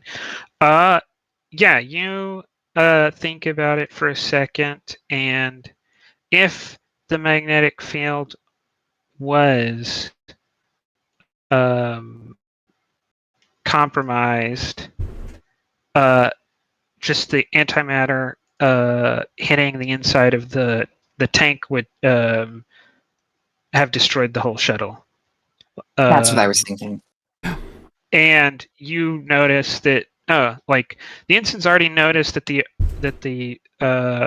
circuit from the array back towards the antimatter tank is green. So there's power going to the tank. So the magnetic field, if you're alive and that circuit is alive, that means the magnetic field must be alive, even if you're not detecting it. Manual check. All right. No, the tracker is giving you a false reading there, Ensign. I can see the indicator light on the inside compartment. That magnetic field's still on. We're okay. Oh, thank God. And you can look through the helmet and see, even though the suit is temperature controlled, that there was a lot of sweat on her face because she was thinking, I am not at all rated to save this ship and these people from that, and I can't help her here. But, well, if we know where the dead wires are, I guess we could begin trying to fix it.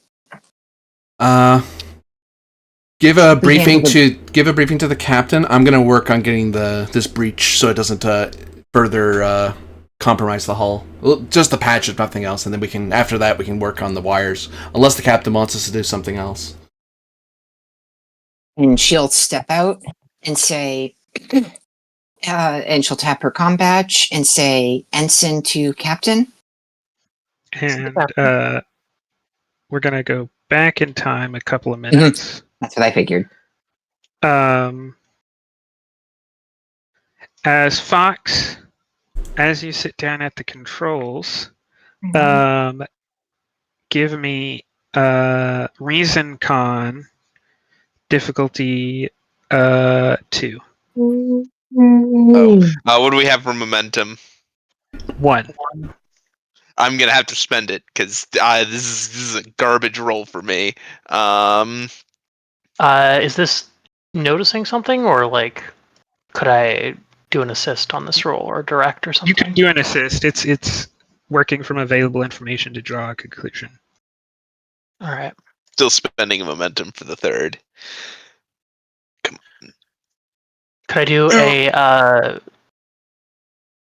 presence command team dynamics assist? No, that would have to be a separate thing after this. This would be helping. The best you could do would be Insight Con if you're assisting. All right, I'll take Insight Con. Survival focus or observation? Observation.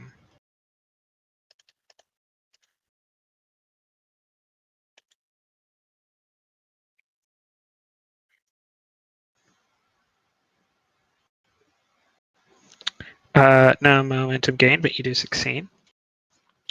You don't have a warp field.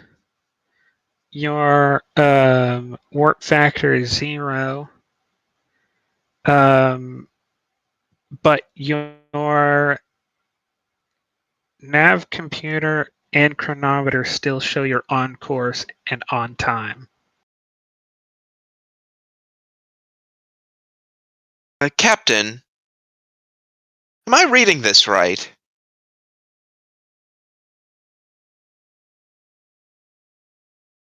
These if it doesn't numbers make sense, then I'd say so.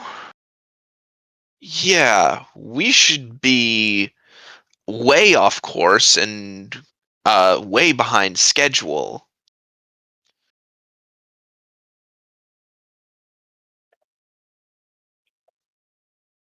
So either something's wrong with the shuttle's chronometer.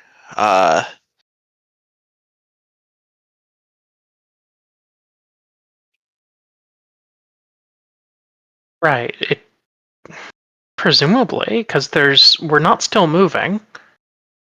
As you're looking at it and double checking it, it jumps to 4 days.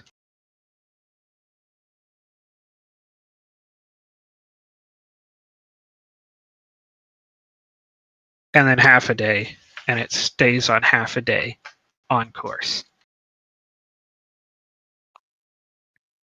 What?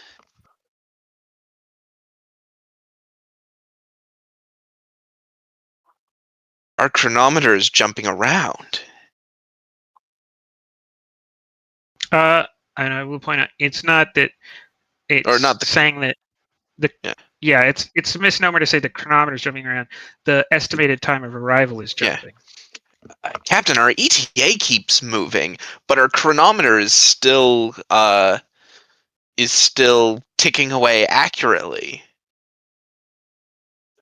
Well, the main computer's offline, and it's possible that whatever caused this in the first place has affected the secondary computers as well. They might not be providing reliable information. Right. Are we, like, looking out the window, are we currently traveling at warp? No. No?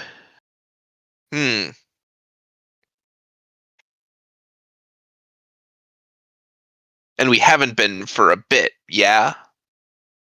You don't know how long it's been. I mean, it's been at least 10 minutes.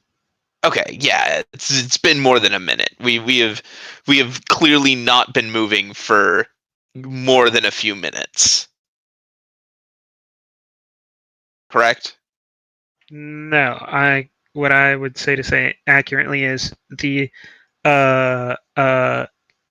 chain of events that's got you here started 10 minutes ago, and you just looked out the window and you're not moving at warp any more than that. Okay, got it. Would be supposition.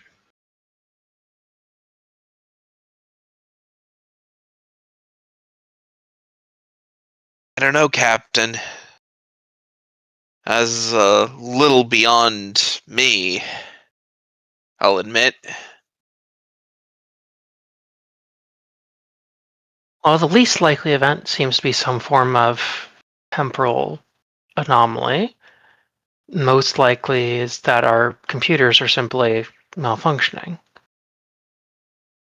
Given that we've sustained damage, that's to be expected. I really hope that we aren't dealing with some kind of temporal anomaly. People always grasp for temporal anomalies when there are many more logical explanations. It's almost never temporal anomalies. Who's playing the science officer? I was. Sure, I can. I can do it because I'm not in this room right now. What's up?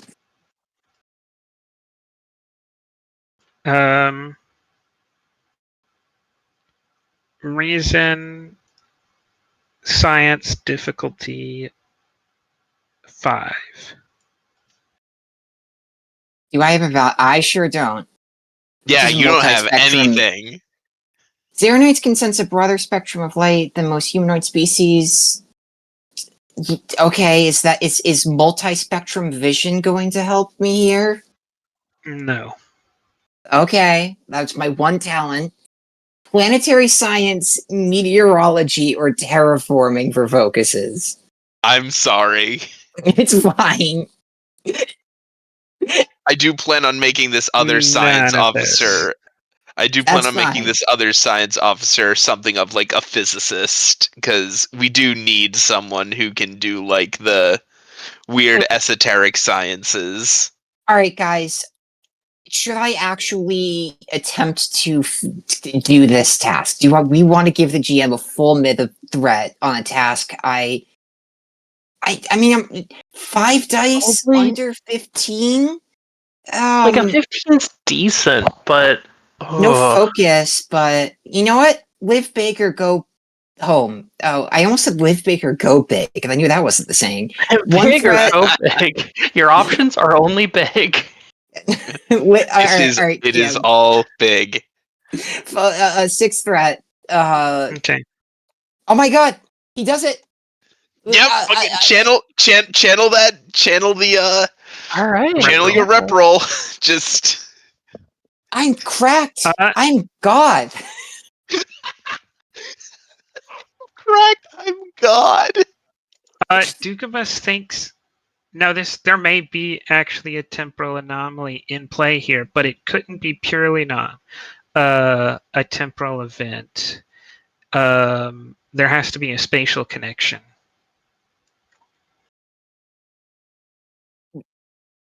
A spatial, as in a connection to a spatial phenomenon that caused this event. It's not just a temporal event. It's a space-time event. Yeah, is that what you're saying? Okay. Yes. And what has made him think this?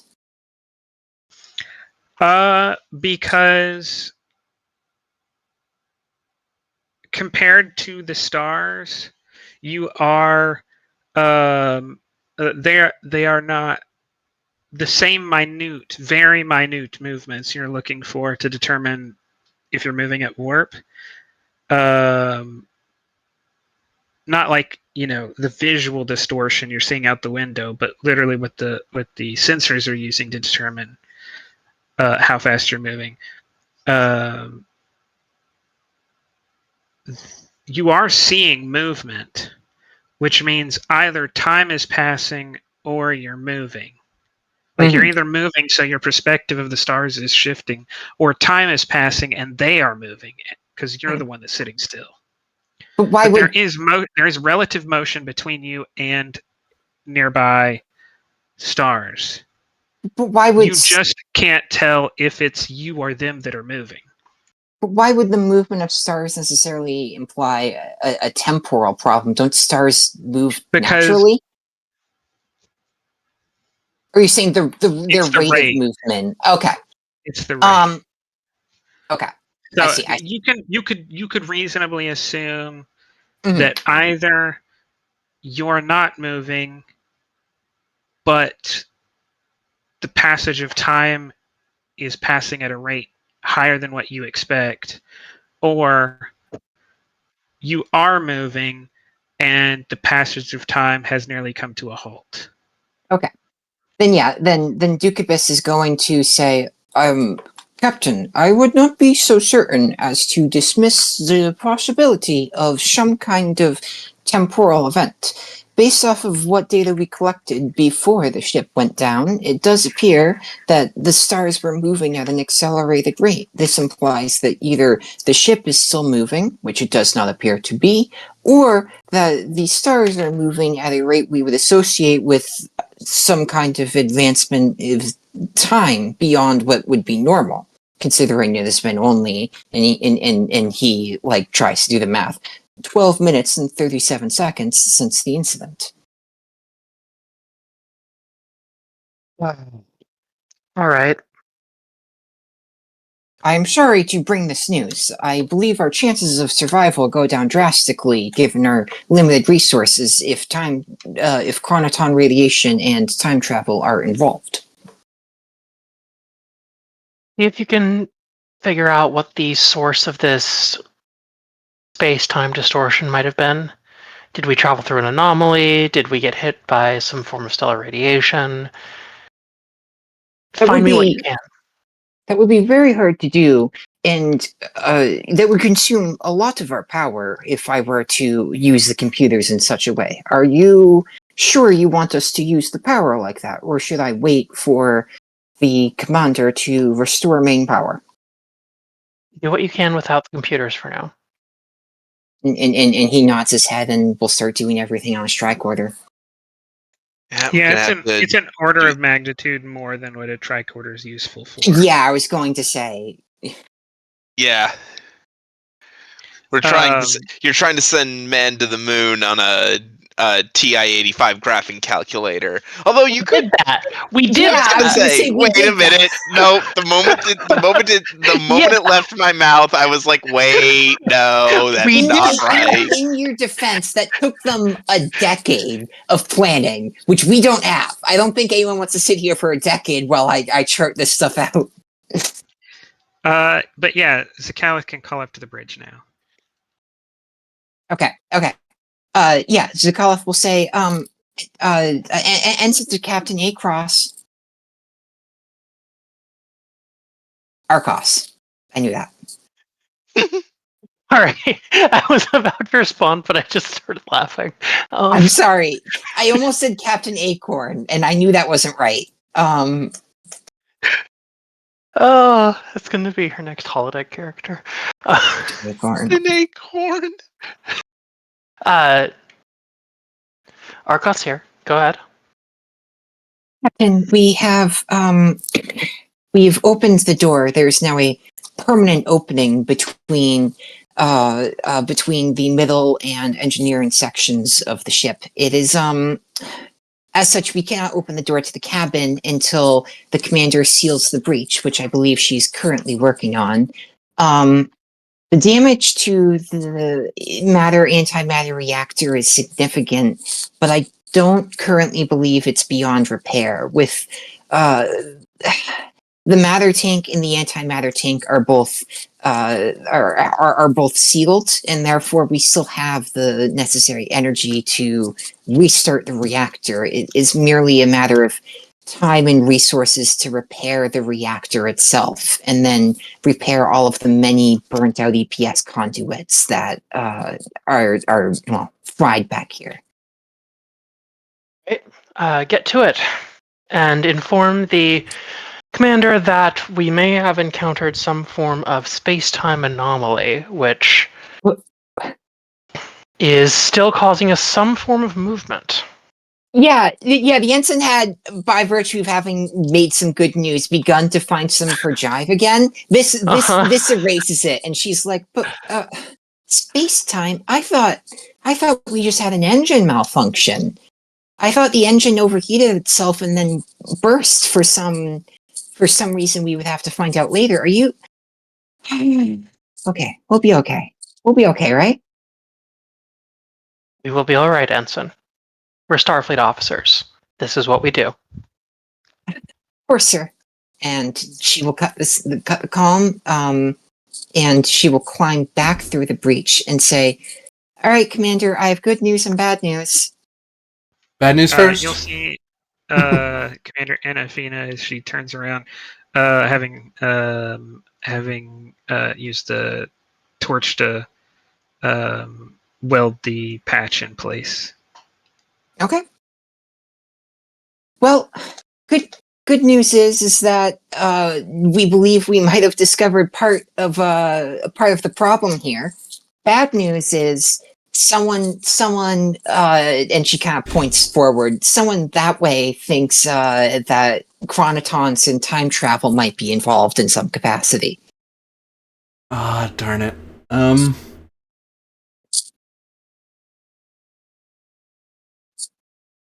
All right. Well, take out your tricorder. Yeah, I know.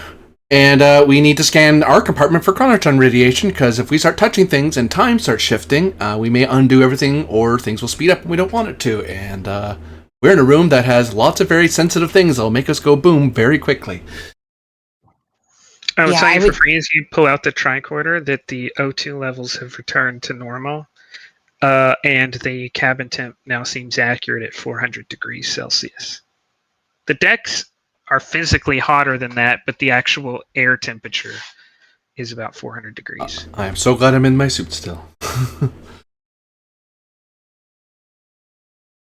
yeah, gonna scan for chronoton radiation, make sure we don't have a phantom problem in this room that will screw up what we're trying to do in here. Reason science difficulty 2.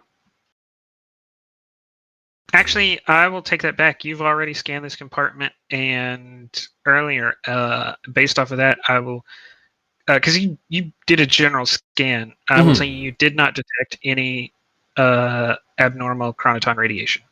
Because there'd be some anyway, because time exists. Yeah. Unfortunately.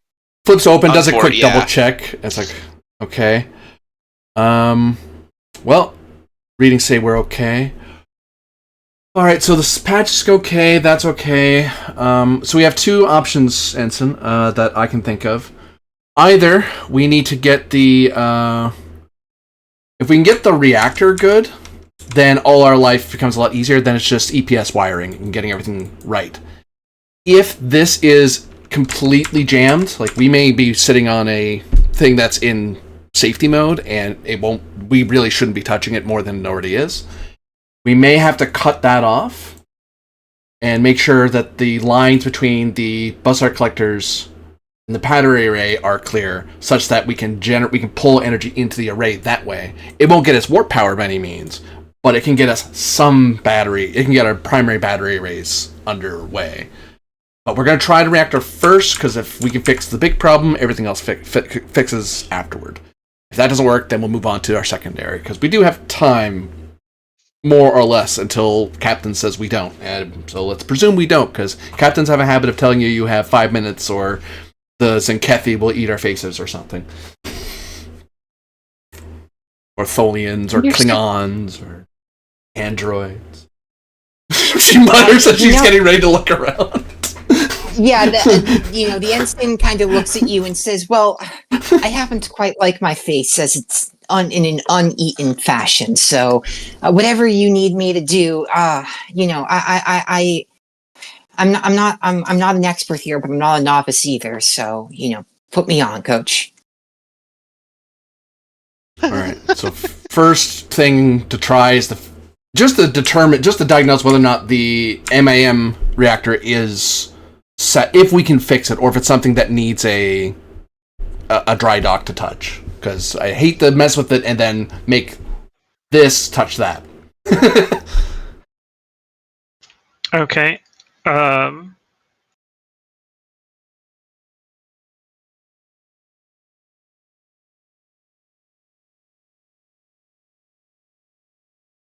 Because what's throwing me is that there's power going this way, but not no, here. It's going the opposite. The power is going from the emergency batteries to the antimatter tank to maintain the magnetic field around the antimatter. Aha. That is the emergency power, so that the ship doesn't explode. And if you think it's going to run out, you're like, you should probably, if it gets down to like, I don't know, 10 or so %, it's like, you should probably dump the core because that's about to go. Yeah, you need to immediately start venting antimatter. But the dangerous part is that needs ship movement. If you're not moving and you have to vent antimatter, you're kind of dead, right? Well, better for it to explode outside. It's better for it to explode outside than inside because of the ship. Yeah, you're right. Because that's basically a torpedo. I'd take that back. It's not you're basically dead. It's basically you're going to take a torpedo attack. Yeah. Whereas if it's inside, we are 100% dead because we get annihilated. So yeah, I'm gonna see if we can fix this part. Diagnose if that part's fixable. To figure out if it's fixable at all before I start poking at it. All right, give me reason engineering difficulty 3.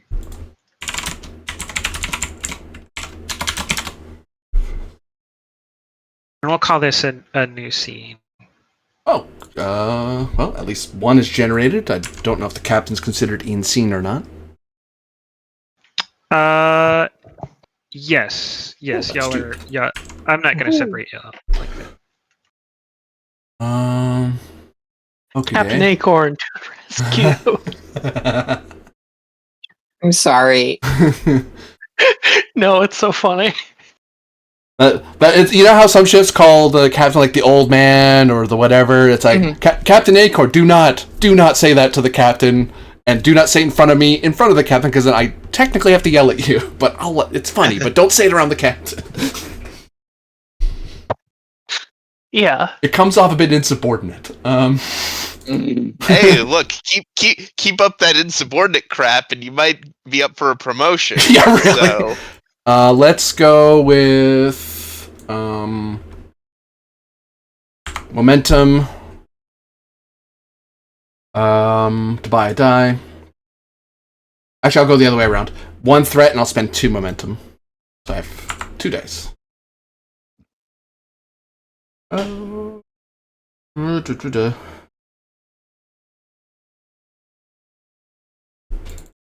I need it. 1 momentum gained.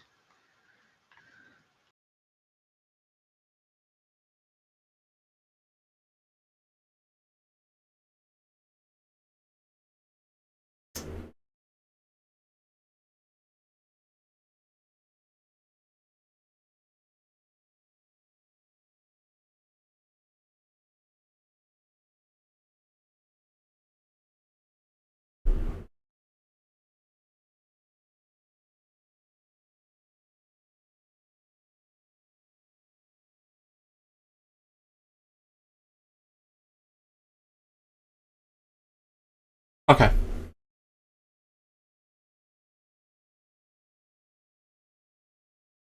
You can count all of the connections as diff 2. Oh,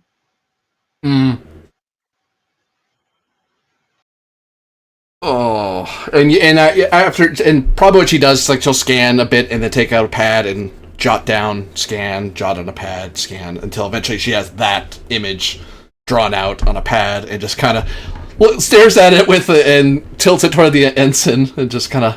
Oh, sorry, I got these backwards. I apologize. I was thinking in my head what had happened, and I got them backwards. Okay. All right, so. Okay, so it's repairable. We are not getting the engine repaired anytime soon, it looks like, without us finding extra parts or elsewhere. I don't see how we're getting the battery array fixed. What we're probably going to have to do is do some sort of bypass around the array to get into other systems. Just because as long as we get the reactor going, we now have a power generator. And now we have money to... no, you know what money is. Money to play with. Whereas right now we have none. We're bleeding money every time we do anything. even just sitting here, we're bleeding air, we're bleeding gravity, lights. Yeah. She nods her head and she says, ultimately, it's unlikely to get the engines online. So even just the ability to, or if it's unlikely to get the engines online, then at the very least being able to restore power so we can wait longer for more time for the rescue to arrive. That's better than nothing, you know? All right.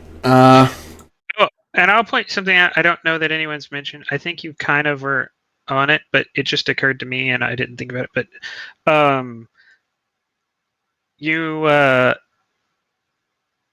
can't manage your impulse speed, but you do have a way. I take that back. You would have to if you manually opened the Bussard collector, you could go full impulse. You couldn't manage your impulse speed until you get one of the computers connected up. But Technically, would we? Oh, so in theory, go ahead. I just thought about it. Wouldn't the emission of gases directly out the back of the ship have given us a bit of forward momentum that would be continuous? Yes, but it's not enough to. Yeah, a meter a minute. Because it's an equal and opposite reaction, and the mass of the shuttle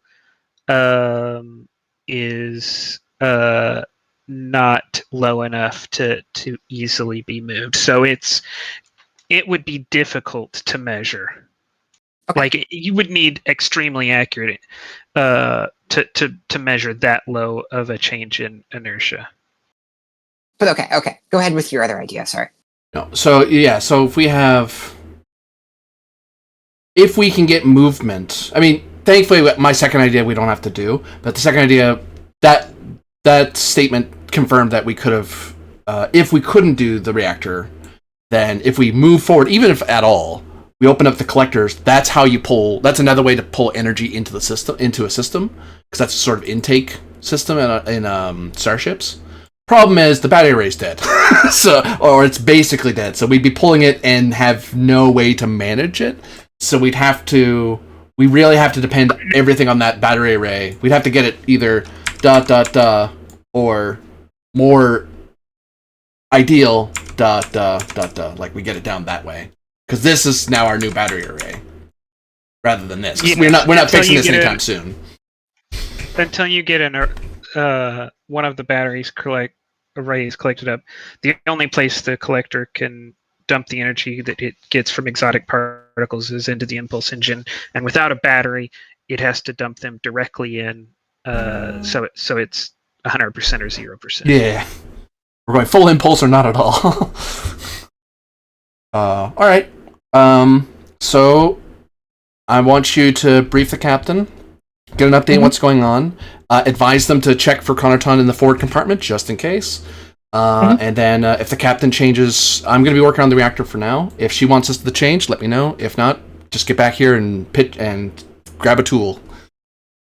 Okay, so in order for me to explain this correctly to the captain, our main issue is that it would be very hard for us to turn on the battery array because of this high difficulty. And so we were talking about going around a different way. Yeah, so basically I'm thinking of bypassing like this. Adding a new connection. Gotcha. Like replicating and installing a new EPS conduit. Right. Or salvaging. Okay. Gotcha. Because bare minimum, if we get this going, it would have to be new. It would have to be a new one because there is no direct connection that bypasses the battery array. So it would be like adding a new connection outside of the wall, like bolted to the floor or something, just like a conduit. Yeah. Well, luckily the floor plates are very viscous right now. They should be easy to remove to plug things in. All right. Yeah, the ensign is going to step outside again, and she's going to, take a moment to calm herself and remind herself that, she's in capable hands and that it's statistically unlikely for her to die in her first year in Starfleet. And then she's going to call the captain. Captain Across? Yes, ensign? Captain Across. Okay. Arcos. Sorry. Okay. So, Anafina believes that she can restart the antimatter reactor. The problem is that the battery array is likely beyond the repair skills of the two of us, likely requiring significantly more, men, tools, etc. You understand, and so what the commander would like to do is to create a bypass to cut off the main battery array and funnel the matter anti-reactor directly to the main computer and emergency battery array. That way we have a stable power system, if only with the emergency battery array. Doesn't sound like the most stable system, but if it's what we can get, it's what we can get. What's the impediment to executing this plan? Your permission, and also the fact that we would be deprioritizing reactivating the warp engine on the belief that ensuring a stable flow of power to ensure the ship's life support systems remain operational and that there is main power to the main computers is more important than attempting to restart warp engines to return to Vanguard faster. Those seem like good priorities to me. You have my authorization. Presence command difficulty 0. All right. This is the time it would be appropriate to. Oh, okay. Yay. For not for the captain. Is the captain's the one kind of establishing priorities? Yep. Presence command difficulty 0. Team dynamics. Yep.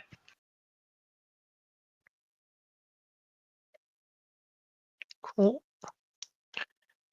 I will buy 1 die with a momentum.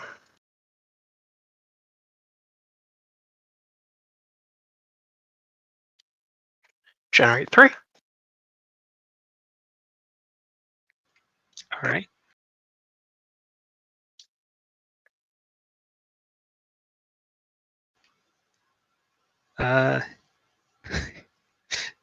You hear the typing away of the science officer on the console, but he's years away from getting the calculations done without the main computer. Yeah. Well, I was hoping, you could look over sensor data or whatever, but you can't access sensor data except other than raw out. Like you can access files of raw output, but the make life easier part of the part of the computer that has all the convenient programs for doing your work is unavailable. You have a computer that is very rudimentary on purpose so it doesn't draw much power. So all of those complex programs are unavailable.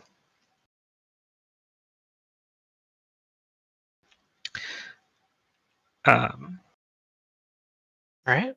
So 3 momentum plus a bonus momentum.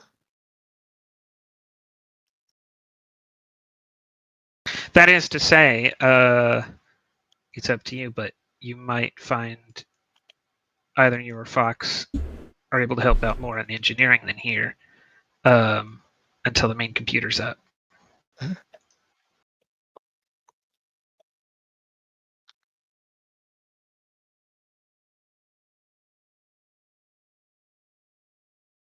Yeah, because once I start having more people, more than one person assisting me on a task, I can minimize complications. Okay, yeah, I can come back and assist then, I guess. She works better with larger teams. Yeah, then I'll come and lend a hand. We've got the system repressurized now, yeah, so... Yep, you have full O2, and the cabin temps are back to their presets in forward and central. In the rear, things are cooling down. There's not any power being or heat being put into these plates anymore, so they are cooling, but it'll take time. Then yeah, the captain will come back, and same. All right, the plan checks out to me, Commander. Let's get on it. The ensign is very surprised and says, "Are you going to be assisting us?" Well, it wouldn't do me much good to be sitting up there and looking at duty rosters and rotations, would it, Ensign? The ensign smiles and says, "No, sir, I suppose it wouldn't." I will point out you'd only be allowed to touch the array in the work engine tasks if you've got the diffs down. So if you want to even think about those, you'll need to be spending advantages or storing up momentum to do that later. Sounds good. But you may write that off, but that's just a reminder that I think it would be a good idea if you ever want the possibility, you have to be thinking about that. Because you can't just try a diff 6. I would recommend we make at least one trait to drop that to 5, so it's at least theoretically possible. Mm-hmm. So where does Anafina decide to start? So she's taking the lead. My recommendation, because the captain can always overrule me on this, but MAM reactor first. That way, bare minimum, we have money to play with, and this is stabilized. We don't have to. We're not scared that this is going to blow up anytime soon. Mm-hmm. Yeah, I'm thinking we do because the emergency backup array is the tertiary. To keep the magnets running. The battery array would normally be the backup. The matter-antimatter reactor can siphon power directly back to keep the magnets running. I'm thinking we get the matter-antimatter reactor online, then work on the main computer. After we've got those two, I think our situation should be in analysis mode before we work directly on repairs for the battery and the warp engines. Well, I was thinking, so we can get reactor, computer, and then get the wiring done, and then that would be the last thing we do before we bother trying to poke at the engines or the array. Yep. All right. Control engineering difficulty 2. Can I before we make that roll? Can I make a rate for repair plan? I'll take that. All right. So as the three of us, sit and talk, and unfortunately, we don't have any nice whiteboards, but we can come up with a plan. We have pads. Yeah, we have pads. That's true. And if you could have a whiteboard and some markers, it would just take 60% of your remaining power. Do the replicator. Yeah, so maybe not that one. Throwing a momentum so that way we can have 2 people assisting the main role. Okay. Yep. Because even if I don't get the, even if I don't need the assist, because 2 other people are assisting, I can kill a complication anywhere in there. One complication. That all said, diff 2, I have 2 people helping me. You know what? I'm going to trust in our teamwork. Actually, we have a trait that's helping us, so diff 1? Exactly, you've got a trait. Yeah. Yes. Yeah, I'll trust in our teamwork. Poke. Okay. We're digging, I would say. Yep.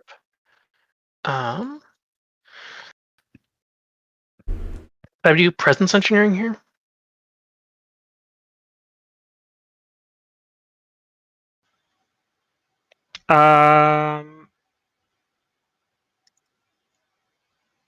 No, because you're not the most skilled engineer and in this task, and you've already established the plan.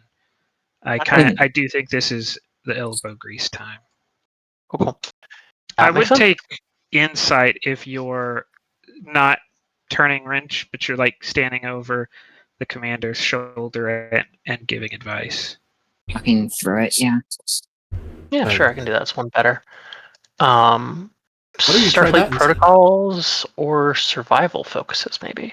Ooh. Oh, and I assume Anafina did use control, but it says you used reason. Oh. Yeah, it controls the same number, so sorry about that. Okay. Go ahead. What were you saying, Captain? Starfleet protocols or survival as potential focuses. No. All right. I don't believe I have Emergency focus. repair. Could declare emergency repair. I do have another use of joint. And honestly, that might be worth it at this point. You know what? While you begin working, Ensign Jakilith will say like, so Captain, did you spend some time as an engineering officer in the past, or was that how do I say this? Was that in a past life? Oh, it's been forever since I worked on a starship outside of the Academy. But no, the last time I was working on these things, the warp cores were still sideways. Ha! That's a really good way of putting that. The ensign nods and says, "Wow." So yeah, I will spend for emergency repairs, I think.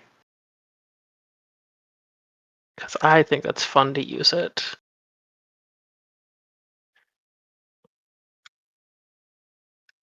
Plus, you keep it for the adventure scene. Yeah, for the adventure. Nice. That's just there now. Uh-huh. Adventure mean like play session, or until we move on to a new adventure? For me, adventure means the 3 to 4 hour session. Gotcha. And would you mind digging with me, Ensign? Because if you get a comp, I can kill it. So it's just a matter of trying to find extra momentum. Yeah, sorry. I was waiting. Sorry, I forgot that I was rolling after we started talking about that roll. All right. Yeah, fair enough. I did take my sweet time. All right, control. With my What? thing, Us? I'll swap it over to con. I'm not gonna have a focus in this. You can't improvise something if you're just working off of a plan you already made. I mean, control con is basically my best score. So Hey. yeah. 2 momentum gained. And question for you, GM. Runabouts by default have rugged design. Would this be considered repairing a breach? Because we could re-roll one of our d20s. Yes. Okay. Singular. Wait, it's me that's rolling one. What am I doing? Oop. Hey. Aha. Thank goodness for rugged vessels. Yep. Restoring the matter-antimatter reactor, you find that EPS conduits between it, the warp engine, and the battery array are not the ones that blew out. That saves us a bit of wiring difficulty. And actually, suggestion, maybe spending 2 For a trait, yeah. For a trait toward the warp engine, something like it. We find that it's actually some safety measure kicked in that we found out about. It's like, oh, that actually it saved itself a little bit through some secondary or tertiary system. I mean, it's still damaged to hell, but a fuse blew, sort of thing. And we're only discovering it now. Yeah, we have to replace a part, not the whole thing. Yeah. Now we still have to fix everything, but I'll take warp coils intact. Yay. Oop. Okay, so the warp engine is not complete junk. That is a good sign. Now to check the wiring to see what blew and what I don't want to put plasma through again. I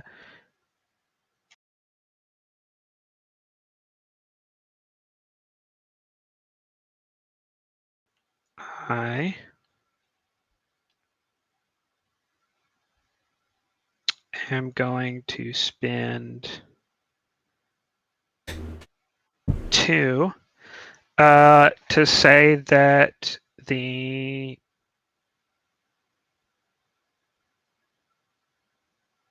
flow valve for the tanks automatically start coming back on.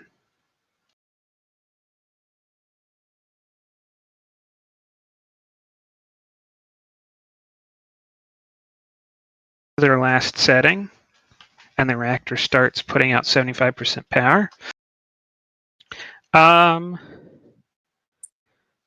But there being no connection from the reactor to the battery, the fact that the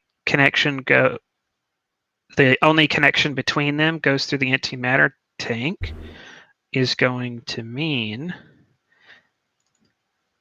that the reserve battery turns itself off in order to avoid having all that power dumped back into it. Ensign, basically, to save itself from explosion. Yeah. Ensign, those switches over there, pull down the flow. The flow rate's open. Sir? And she'll reduce the flow rate. And I'm going to spend 2 more to make that intensity 3. So, daring engineering, difficulty 3. Is that for me? Yes. All right. Daring engineering. I presume I can still swap this over to con. Yep. All right. Thinking I'd still do the momentum thing, so me and the captain can help you, and that way, if there's a complication, I can try to claw it back. A focus in improvisation. I am. This is not part of the plan, but I'm adapting to fit in. Yeah. All right. Would you accept act quickly, decisively, and never look back? I'll take it. Yep. All right. Would you accept a callback to the previous episode off of this use of it? Because no, I don't think they were related. All right. This is generally in an engineering area, and that was generally in a shoot people thing. Yeah. All right. Would you accept as an alternative value, just to use a different value, would you accept Starfleet gave me everything, I give Starfleet everything? Or I am but 1 gear in the clock tower. I'm doing my... All right. Yeah, I will take just use a different value. All right. Makes sense, because, I'm not the lead here. I'm just the assistant. All right, great. So, take 1 threat, 2 threat to roll 4 dice. So, all the 3 will hit the table. All right, +2, that's 3. We get a bonus momentum from being in Dorian. We get 2 bonus momentum because I bought 2 extra dice. And we'll fish. You get an extra threat. Yeah, I think the math is 3 threats to the GM because you have to buy. It's 1 die for one to roll that many. Yeah, I said 3 threat. Sorry, my bad. I think I said. Just calling it. I thought I might have misheard, so I called it out. I was like, whoops. Just for the assist. Teaching focus? I'm throwing it out there because I'm calling it out to what she should do.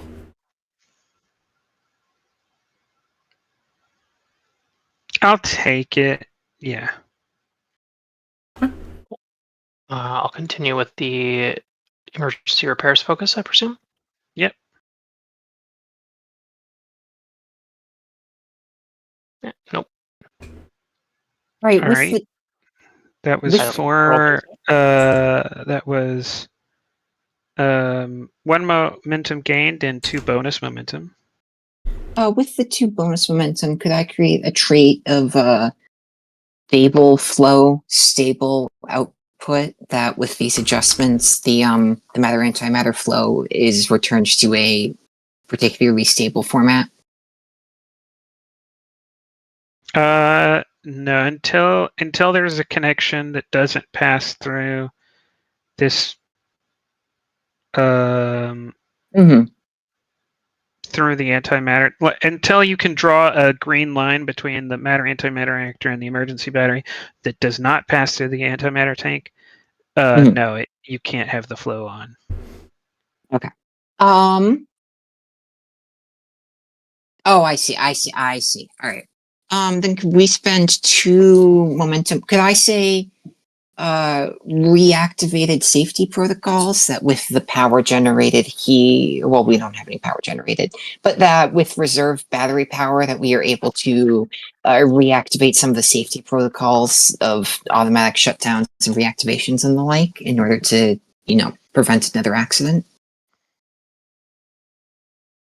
I have to say no, because you just got that. All right. Does Right, anyone have you any didn't break ideas? the battery. It did do the correct thing and shut down before it exploded. Does anyone have any ideas, or I'll just let them flow? I have a thought. I don't have Yeah, go anything ahead. on offhand. What's your thought, Cap? like EPS blueprints, maybe. What do you mean? Like drawing this up is giving us a better idea of how we need to like set up the wiring and EPS flows for doing additional work. Okay. Basically making this part easier. Yeah. Mm-hmm. And what was your idea, Commander? Mine. Actually, I'll say that that will make it diff 0. Mm-hmm. I like that idea. If it pulls that down. So, All right, well, let's go with that. Yeah. Oh, yeah, so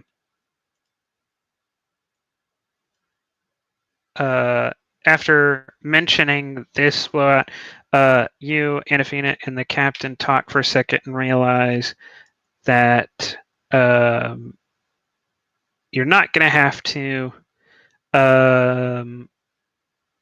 spend too much time diagramming out the engine. You've already got a good idea of the connection you need. And within 5 minutes of discussing it, you have the conduits replicated and laid and start testing them. Ensign Jakilov is going to say, "We're doing so great," and then offer a high five to both of you.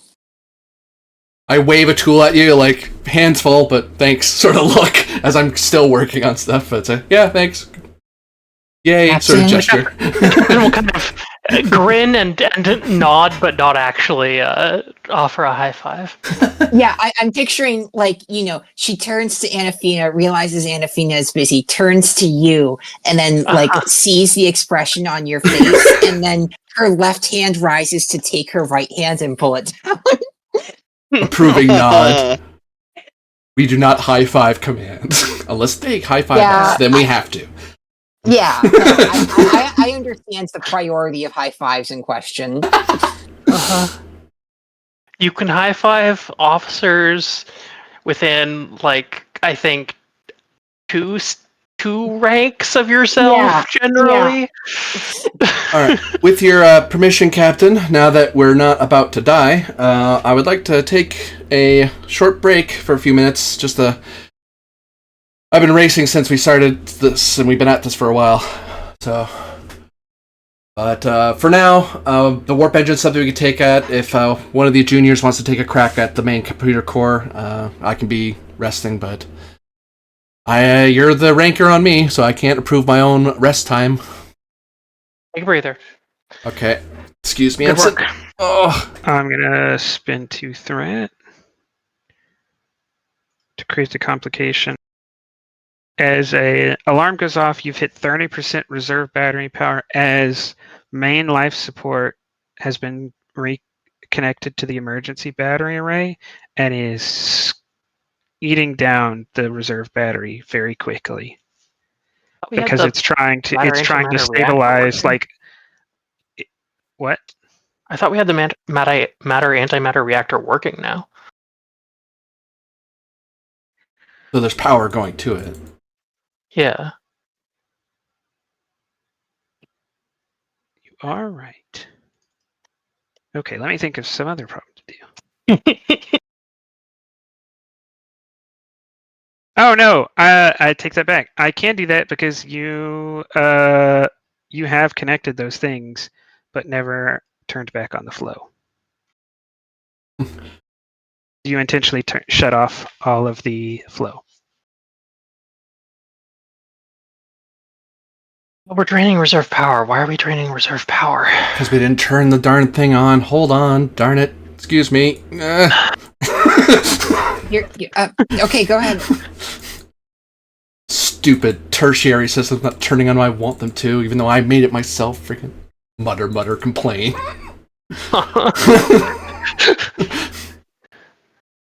There's a reason she went to operations, not engineering. She's like, no, I get to deal with computers. Nope, I'm the most engineering capable person here. Damn it.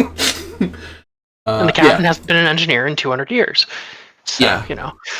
So Anafina's gonna manually get that flow rate started and get it set up so it's actually things are drawing power like they're supposed to, because that makes sense that it's connected. We didn't tell it to draw. So it's just sitting there going, cool, I'll just keep eating power, I guess. Control engineering difficulty 1. Actually, EPS systems, 'cause that's kind of what I'm working with. Yep. Kind of, sort of. Would either of the scene traits that we have bring that down?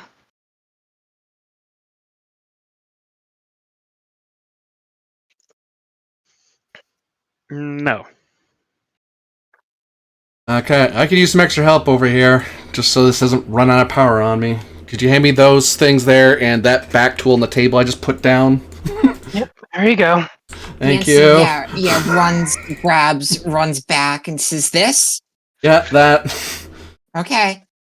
She's not even scared, it's more irritated that she missed this. It's like, oh, if I was a main engineer, I wouldn't have missed this.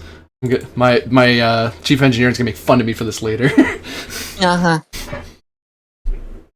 Like, it's literally a valve. Just turn the valve and you fixed it. Like, I know. Yeah, I'm picturing, we've got like some manual setup where we've attached like a crank to it, and the two of us are putting our hands together to twist it open. Is it like it's a water valve? Yeah. And so, How much reactor output do you want? just need to roll from the ensign real quick, just to see if we can dig up some momentum.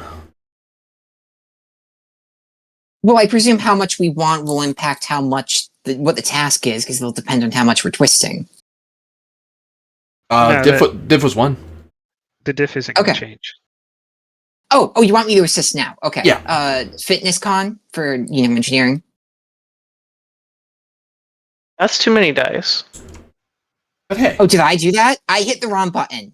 I was trying. What's your control? It's the same number. I was trying. Okay, you're good. I was trying to hit the 1 button, but I hit the button to the left of it. I didn't even realize I rolled a die. Ooh.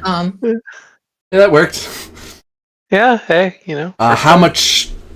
So the question was, sorry, GM. How much reactor output do you want? How much is the life... Like, how much is it rated for?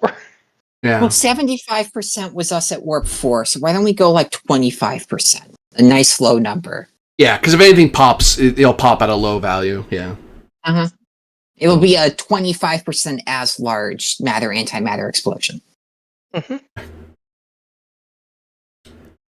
then Finn will just kind of sit back there watching everything, waiting for something to pop. Take out her tricorder, scan a bit, like, oh, please work. Reserve battery power hits 100% pretty quickly. Well, I'll ease out the feed into the emergency battery array then, so as not to overtax that with additional input. And the captain will probably pull down the matter-antimatter reactor's output until it's providing about the amount of power that the auxiliary computer and the life support and the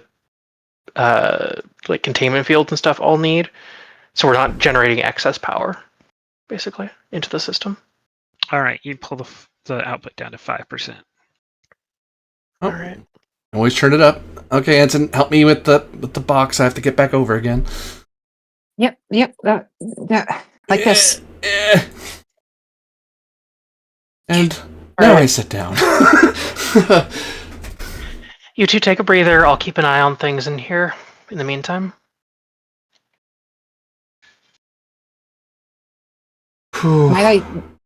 The ensign's going to sit down for a minute, and then both because I know the people up front can't do much without this, and because I know the ensign is not the kind to rest when she's jittery, but the kind to just keep going. I think she's going to start walking back here and seeing what she can do to the main computer.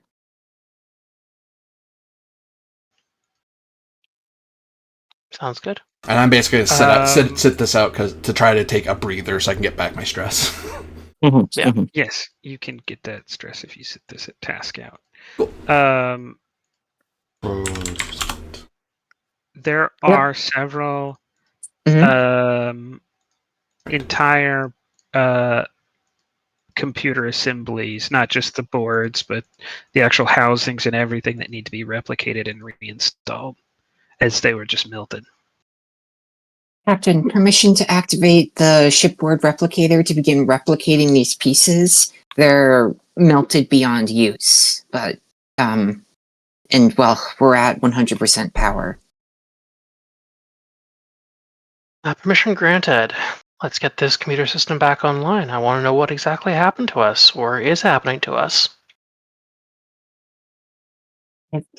I'm almost a little afraid to know the answer, but I know I should know the answer than not know the answer. Well put, Ensign. Replication is a pretty heavy task, so reactor output has to be increased. Understood. Control engineering difficulty 3. Ship assist? Not without the main computer. Gotcha.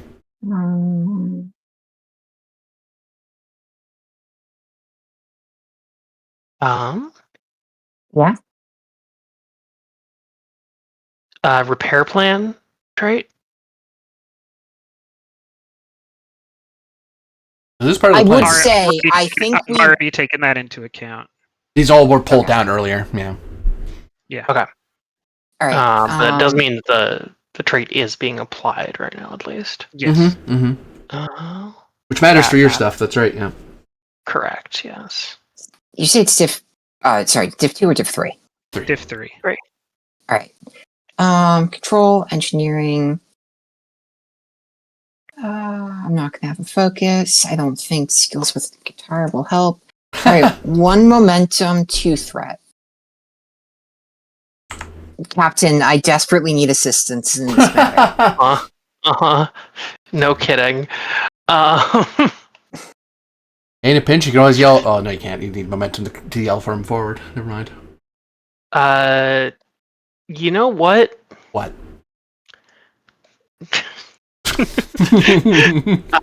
I'm going to give the ensign my determination. Oh, I thought you were going to say, you know what? Where's them rep rolls now? And just, I'm not going to help. No, I think you could use a point of determination here. Probably. The only material we can use to fix the computer is to melt down your new Medal of Honor and to turn it back into ship. The ship is doomed without it. Yeah. There could be some technobabble to do it, like the iridium in your award. It's the only thing we can. I mean, you absolutely could write this. Yeah.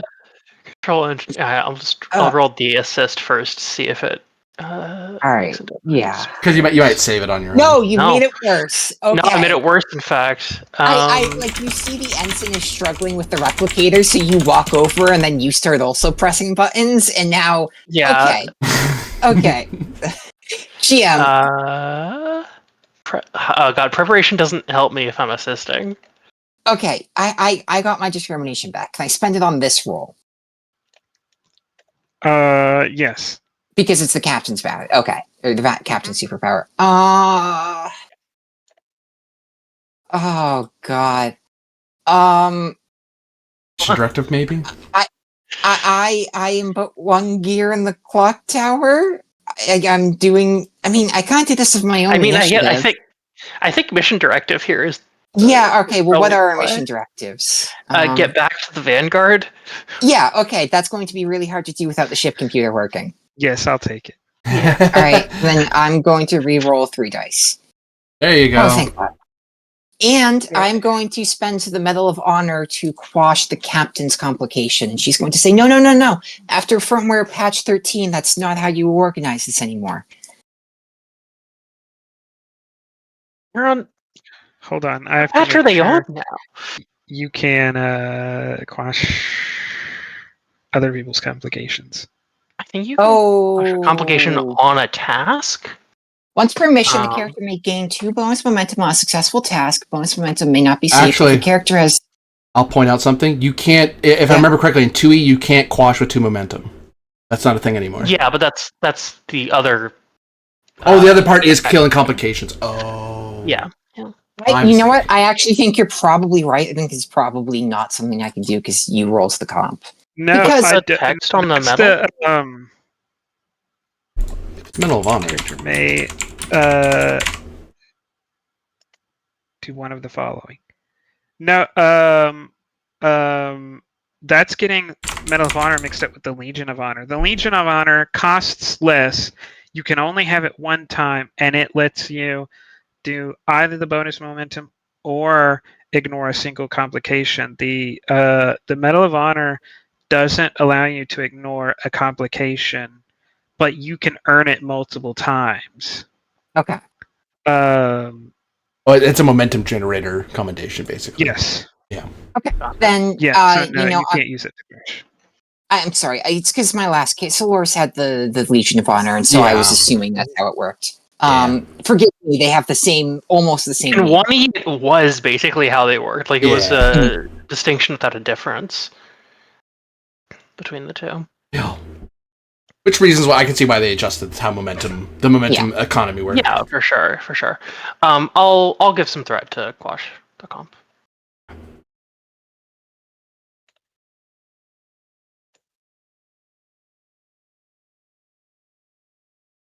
Are you two okay over there?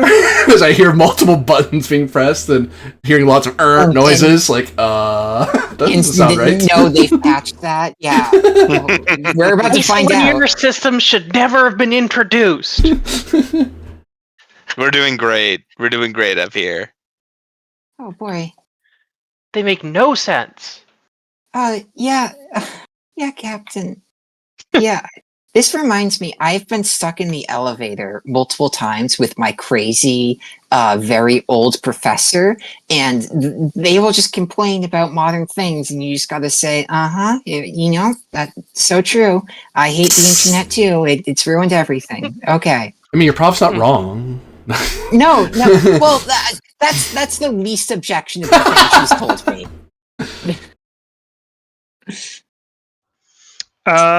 I'm going to spend 4 and reveal that the battery array not only has to be entirely replaced, but all of the connections to it have to be replaced. So the diff there has gone up to 10. It's more or less slag. Right? Yeah. I think we probably don't worry about the battery array at that point.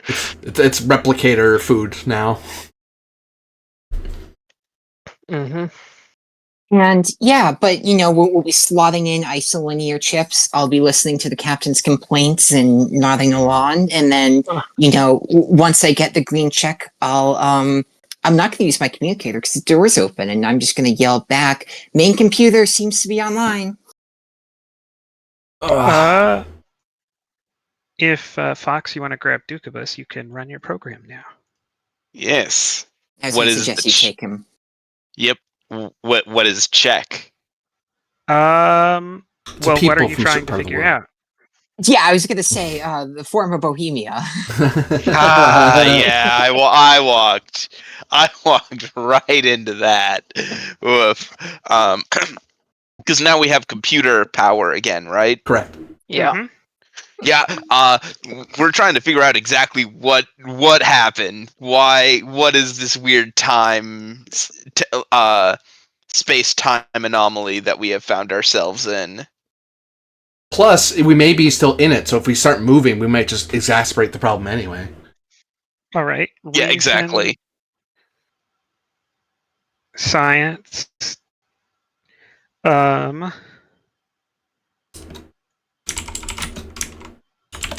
I'm going to create the complication that of intensity 2 that the sensor array, some of the sensors have been knocked out of alignment from the violence of the explosion. Okay. So the difficulty will be 5. Okie doke. What do we have for momentum? None. None. Yippee. I heard reason science. Mm-hmm.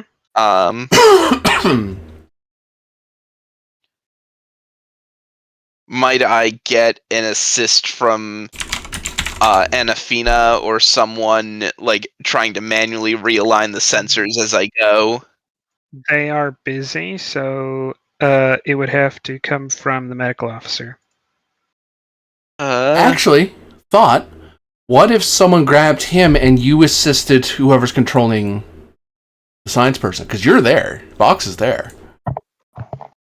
Yeah, that's probably a better idea. Also, wink nod. You might be able to use your intel stuff to kind of feed some information at him.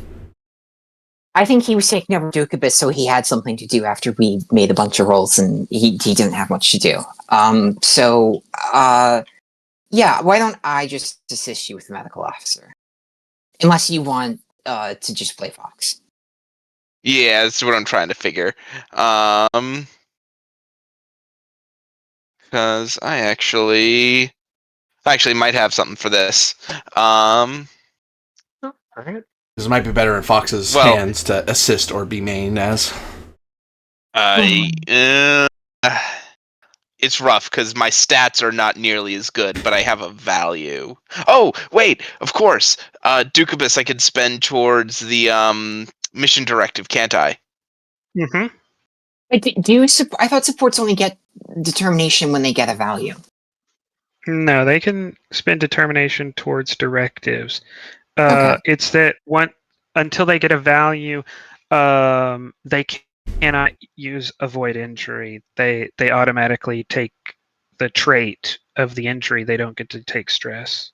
Yeah, I will do that. I will absolutely spend towards the mission directive, and then give you. I'm giving you 5 threat. Yeah. Rolling 4 dice with 2 hits is still important. Yeah, I need 3 out of these 4 to hit. And I don't have a focus. Although, is the ship assisting me now? That there's... Oh, I suppose. Yes. Sensor science. Science. Wouldn't hold your breath for it. Just throwing that at you. Oh, I know. Hey, it hit anyway. High five! 5 successes. 7 successes.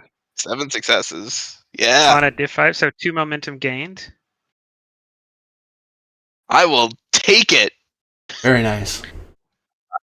So, what you can determine is that you are in a wormhole. The wormhole. Do you know what a Klein bottle is? Oh, jeez. Okay. Huh. So, like, I don't, bottle but opens I don't. up into itself. Good. Yeah. That's the kind of wormhole you're looking at. It's not that the wormhole takes you from one place to another. It's that it takes you from one time to another. It's always anchored at the same place in space. Going in, you're always going to come back out at the same place you went in, but you'll come out a different time. And y'all are stuck inside of it right now because you're not moving.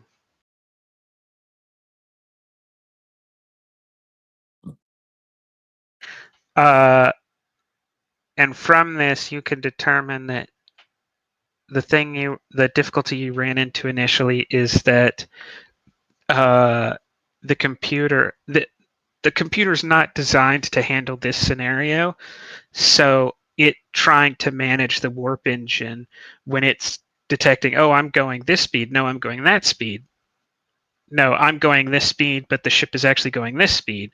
It induced a situation in which, to keep the ship from what the computer assumed was going to be ripping itself apart, it needed to increase maximum reactor output, and that blew out many systems.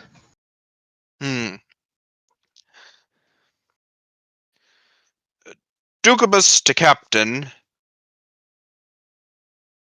Arcos here, go ahead. I believe I have determined the nature of the situation in which we have found ourselves. All right. Give me the bad news first. We appear to have entered a wormhole. However, it is not a standard space-time wormhole. Is it a time-space wormhole? Please elaborate further. This wormhole appears to turn in on itself, with the physical characteristics most similarly associated with a Klein bottle. All right. Next to How do you we is get the out? ensign, and the ensign looks at you with a very confused face because she's no idea what this has to do with bottles. Uh-huh. I assume on saying that, does Anafina clue in? I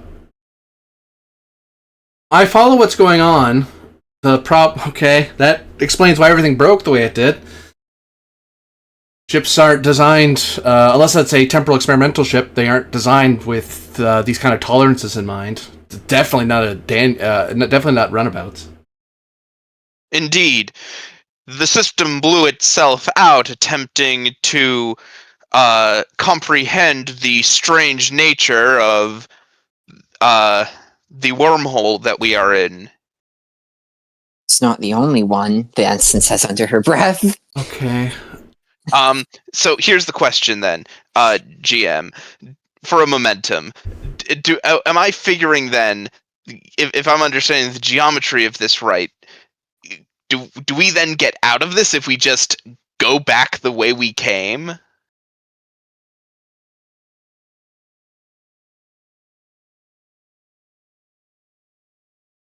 Well, it's a climb ball, right? So we're kind of looping in on our... Oh, I see what you're saying. Yeah, if we go back out that way. I see what you're saying. We just have to come in the entry point, because there's no exit point here, right? Right. Yes. The answer is yes. You need to return the direction you came. Fortunately, considering the spatial nature of this bottle, the solution is actually rather simple. We must simply go back the way we came. Well, that's something, at least. Are you able to determine how far we traveled inside of this Klein wormhole? You might want to send the ensign up front to check on that. That's more flights, bailiwick. Yeah, good thinking. Ensign, go check it out. Wrap your head around this math. The ensign says, "What's a bailiwick?" And then like slides past you towards the front. Yeah, and by the time you get up to the front, Dukibus is already queued up the astrometric data onto your helm console. It's probably a little wonky looking, but at least now that you see it, it's like that's that shape. Yeah. Yeah, that's weird. How do I... It's like, what am I not supposed to fly into? That? Got it. Thanks. And we are here. Lieutenant Fox, I believe you are within my seat. Oh, yes. Of course, Ensign. Okay. Well, then, so long as we know our speed and the time we've been moving at these speeds, we can very easily deduce where we have been, and I guess in this case, when we have been. Actually, determining when you have been turns out to be extremely difficult because you seem to be every win. Okay. The contest will be Daring Con difficulty 5. Yeah. Okay. It's very funny. In hindsight, burning my determinations on the engineering part of the episode because I assumed there wouldn't be a con part of the episode might not have worked out in my favor in the long run. But oopsie, we learn Daring Con. Haven't you used 3 determinations this No, only 2. episode? I just didn't get a determination back because I couldn't do a callback because it was the first time I activated I thought the value. use your callback the first time. Metal to either get some momentum to on the roll or oh no, that's on a successful task, isn't it? Yep. Yeah. I think I might head forward to direct you then. Yep, go for it. Yeah, that might be for the best because you And did you immediately notice that the ensign has a science of 1, and so narratively it does make quite a lot of sense that this is extremely, as the commander so eloquently put, extremely outside of her bailiwick, and she's no idea and needs assistance. Does this captain, have you already given out your determination? Yeah. I have. Yes, to Okay, me. yeah. Yeah. Yeah, okay, yeah. My body is a Cool. machine that turns determination into momentum. No, it's con. They were just saying their low science meant that explains kind of why this is difficult for them. I want to make sure I wasn't writing incorrect information. It's like, oh, did I mishear that? Oh no. And you do get the shuttle's computers con because this is more of an issue of navigation than of raw energy output. All right, well, a focus in navigation. The fundamentals don't change, even if this is a very specific circumstance. All right. Daring Con with a focus, 1 momentum, and 5 threat. Yeah. And I have the captain's assistance. Let's go. Let us Nice go. job. Okay. I have ascended to the Godhead. Yeah, team dynamics focus here. Yes. There you go. Hey! And the shuttle. Go shuttle, go. Computers, con. Or would it be... There you go. Hey! Oh my God, Starship's been on fire tonight. I know. It has. That's the Because problem. I was gonna say, like, normally a hyperspanner and a starship assist is worth a hyperspanner. I know. Yeah. I know. But yeah, the ensign seems like extremely confused and intimidated at first. But once you're able to start removing academic scientific jargon from it and put it into con terms of heading, navigation, location, distance, time, that stuff, clearly that activates the stuff she's good at. And then she very quickly understands and is able to comprehend what's happening. Yeah. And then comes the point where the answer is punch it. Yeah. Mm-hmm. Con is a very easy field because all equations eventually, in the long run, equal the same answer.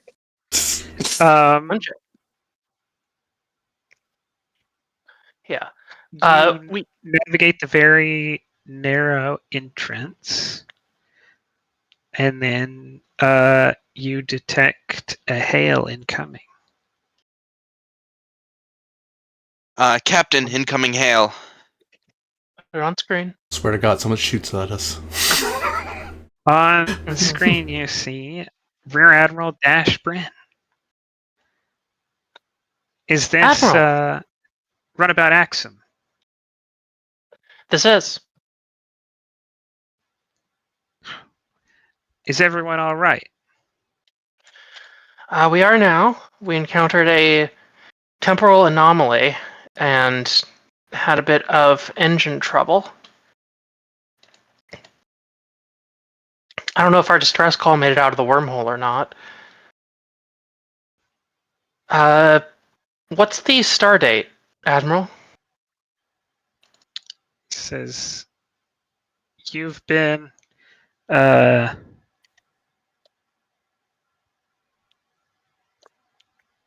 it's been approximately 10 star dates since your he says, let me phrase it this way. It's been about 10 star dates since you intended to send that signal. Let's see. All right. He says, in fact,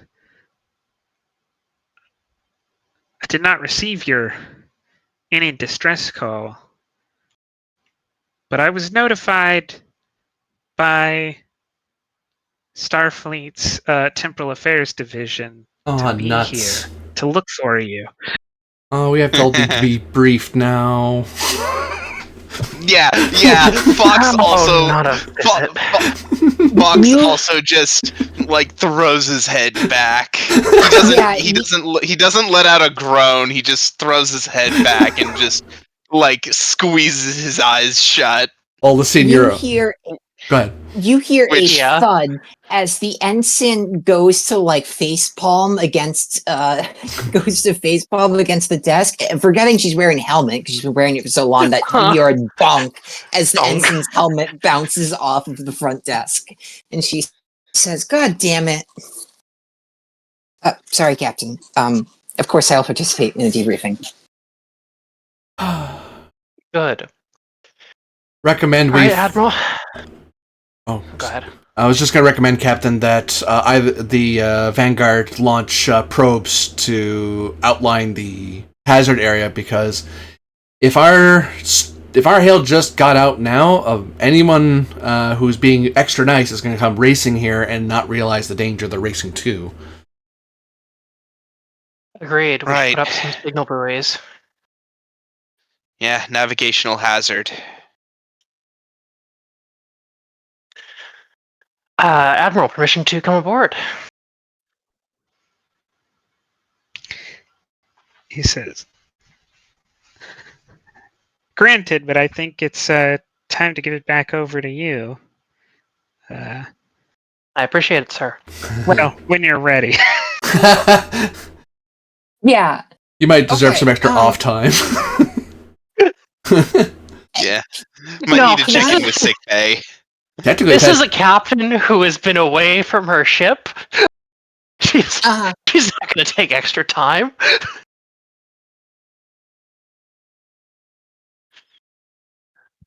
Do I get to punch it out of the wormhole? We're out. You did punch it. You're out. That's what I said. It wasn't a matter of speed. You had to delicately maneuver out. Okay. Sorry, I thought we were communicating while still within the wormhole because I misunderstood. Your last task was to get out. Gotcha. Okay. Yep. Yeah, sorry, you succeeded at that. You succeeding is what you got you out so y'all could talk to him. No, you're fine. I just thought he was communicating. Okay, cool. I get you. No, but that is Destination Forever. Smooth as butter. And for everyone I wish watching, I got a log for giving my determination away. For everyone watching out there, thank you very much for watching. For those of you playing and running, thank you very much for doing so. And we'll catch up with all of you next time as, we all get drummed out of Starfleet for violating a temporal directive of some kind. That's probably not going to happen. Probably. See you next time. That's what I was saying. Hey. It's not that y'all did. It is. I was just thinking. No, your signal's trapped in there forever. It's just that there's some like notification that the temporal officer gets, like, oh, there's this I need to tell the Vanguard to go be over here so they can get them when they get out of this wormhole, because when this happened the first time, they spent like a month out there trying to get a hold of the Vanguard. So Yep. Oh boy. I just assume there's Yeah. a temporal officer with a large calendar of like, oh, on this date you have to do this so a bad thing doesn't happen. Like these guys are going to be coming out of some temporal anomaly, so send a message to tell someone to go there to help. Yeah, Like- it's good old Officer. What's his name?